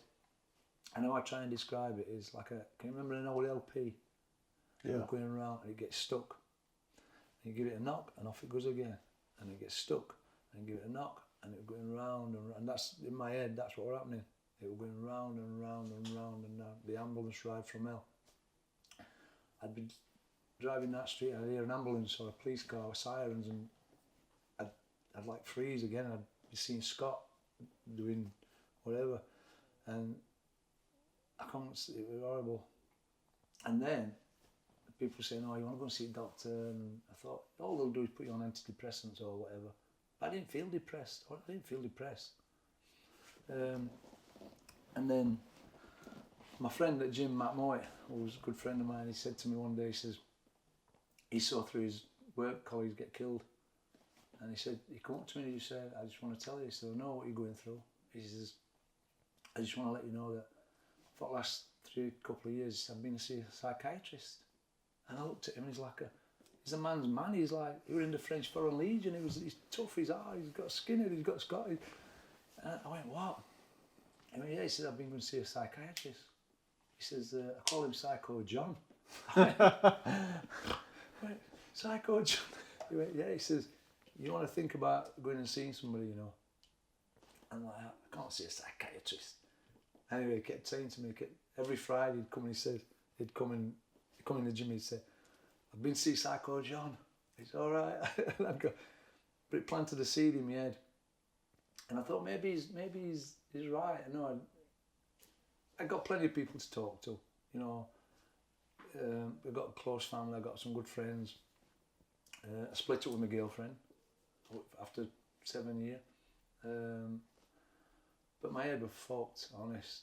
I kind of like describe it like you've got 4 cylinders, and I was running on 2. But people didn't know. So anyway, I kept toying with this idea of phoning a psychiatrist, but I kept thinking, oh. Anyway, I found this psychiatrist, and they call her Angela, same as my ex, which I didn't like that bit. So I plucked up the courage to ring this number, and I rang up, and it was an answering machine.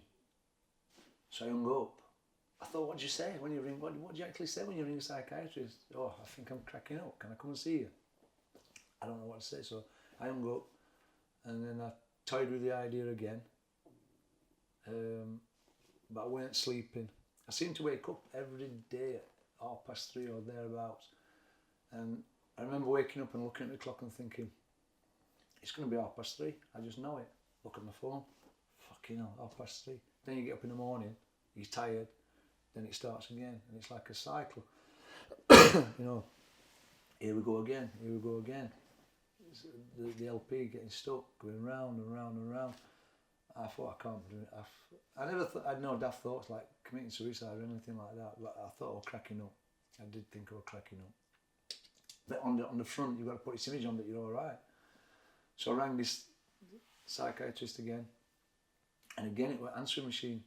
So again I hung up, because what do you actually say? I don't know what to say. Can I have an appointment? Anyway, what happened is, I was in the gym, and she rang me back. She says, hello, I've missed a few calls from you. You know, can I help? Blah blah blah blah. And it like kind of put me on my toes. I kind of like went, can I have an appointment? Come and see you. Couldn't think of an excuse fast enough. Yeah. So, and then when I hung up, I thought, I can't go. You can't go and see a psychiatrist. So then I thought, oh God. Anyway, I plucked up the courage. The good thing about it was just when the pandemic had started. So when I went to their office, I put a cap on and I wore the mask. And I put my collar up in case anybody saw me walking in. And I remember walking in and I sat down, and she's like at the side of the room because I've obviously got social distance. And she started talking and whatever, and she was all right. But she never mentioned Scott. She never mentioned anything about it. And I'm thinking, I'm paying £100 an hour here.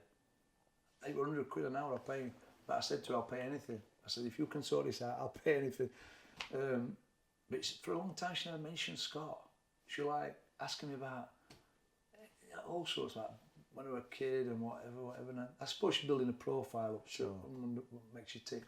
And then eventually she got around to it. She was right. Today I want you to tell me what happened in the ambulance. Oh, wow.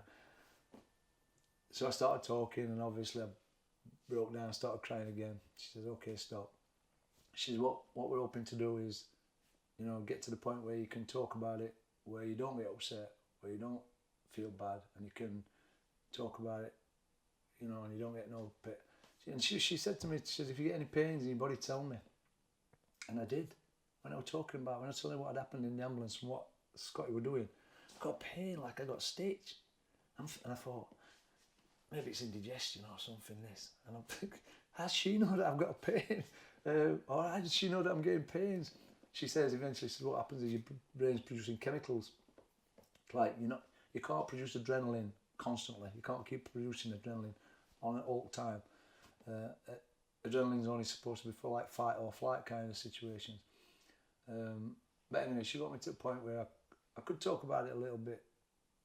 I always seem to almost get there and then just start crying or whatever.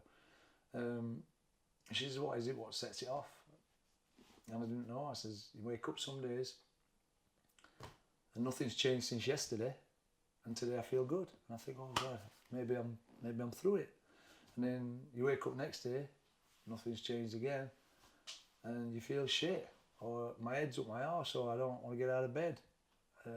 For a long time I didn't want to get out of bed. I just stayed in bed. Like, that's depression. But I carried on going. She got me to the point where I could talk about it a little bit easier.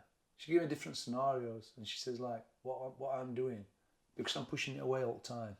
I try and replace. If I had an ambulance coming down the road with siren on, I'd automatically be taken back in my mind into ambulance when Scott would, whatever he was doing, I don't know. And I'd be like, she says, but because you're pushing it away all the time, it'll just keep coming back.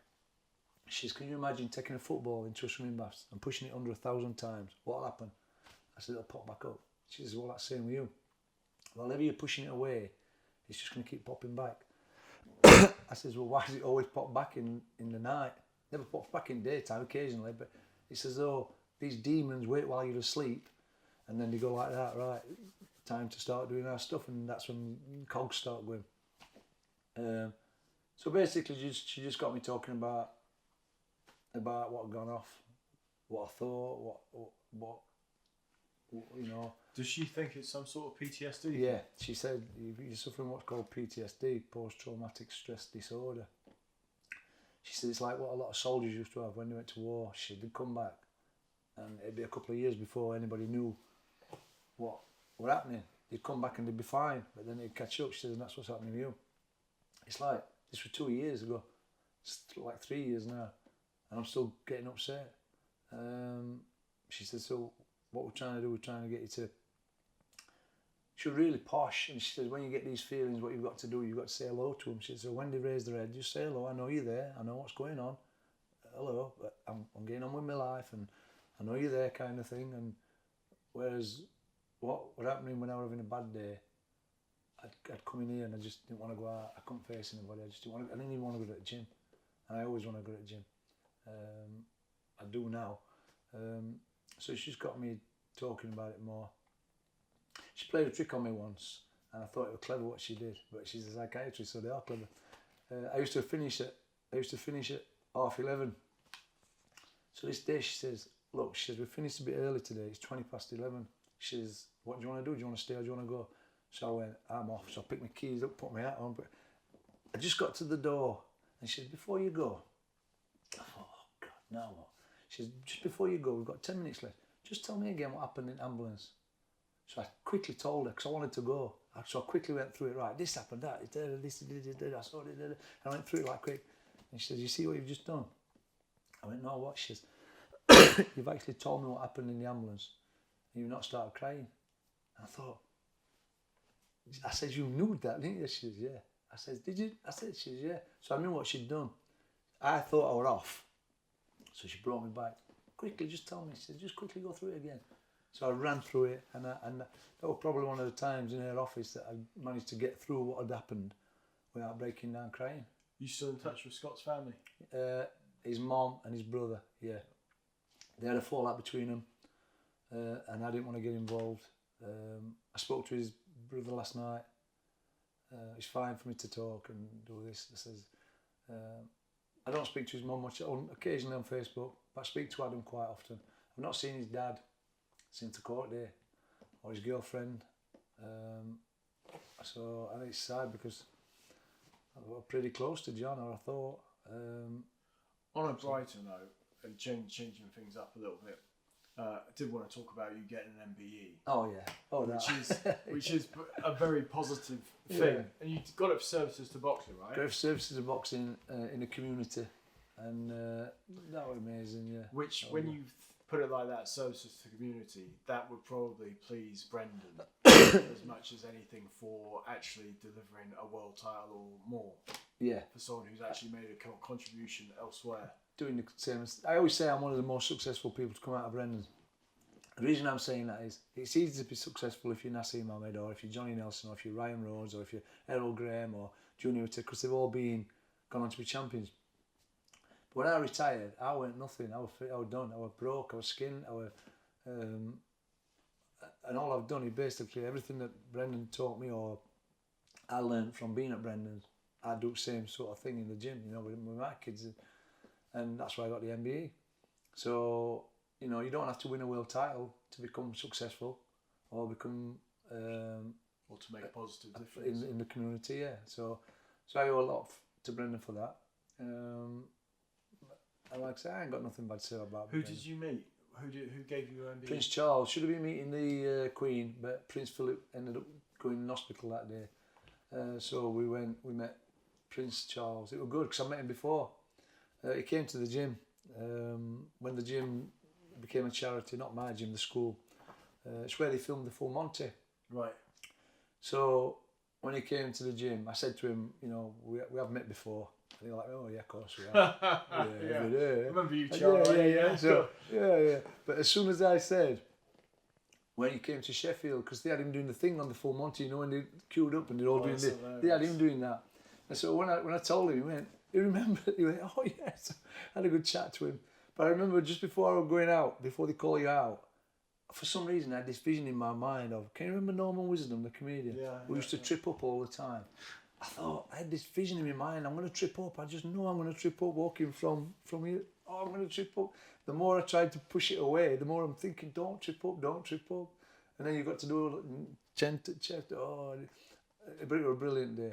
Honestly, it was a brilliant day. But again, it was scary. I remember walking through the gates, and we've all stood at Buckingham Palace and looked in and thought, oh, I wonder what's going on.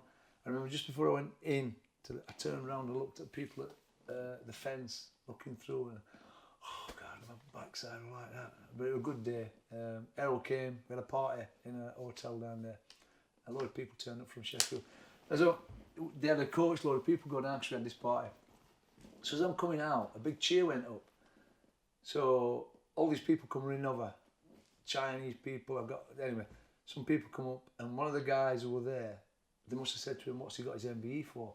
So he said to these people from Peru, he's the guy who wrote all the songs to the Beatles records. So these people from Peru are saying, can we have a picture with you? So I'm thinking, I didn't have the heart to tell them. So I'm thinking, you're cheeky. So I've got pictures with people from Peru and everything. It was a good day. I enjoyed it. It was brilliant. Yeah. It's been an incredible rollercoaster, isn't it? With career, like fighting, training, everything. Jobs, working the doors, tragedies, MBE, and still going. So yeah, it's been a roller coaster, hasn't it? And it still is. I don't know. Like I say, I'm glad I accepted that I needed something doing. As far as I could see, you had Tommy Frank out not long after.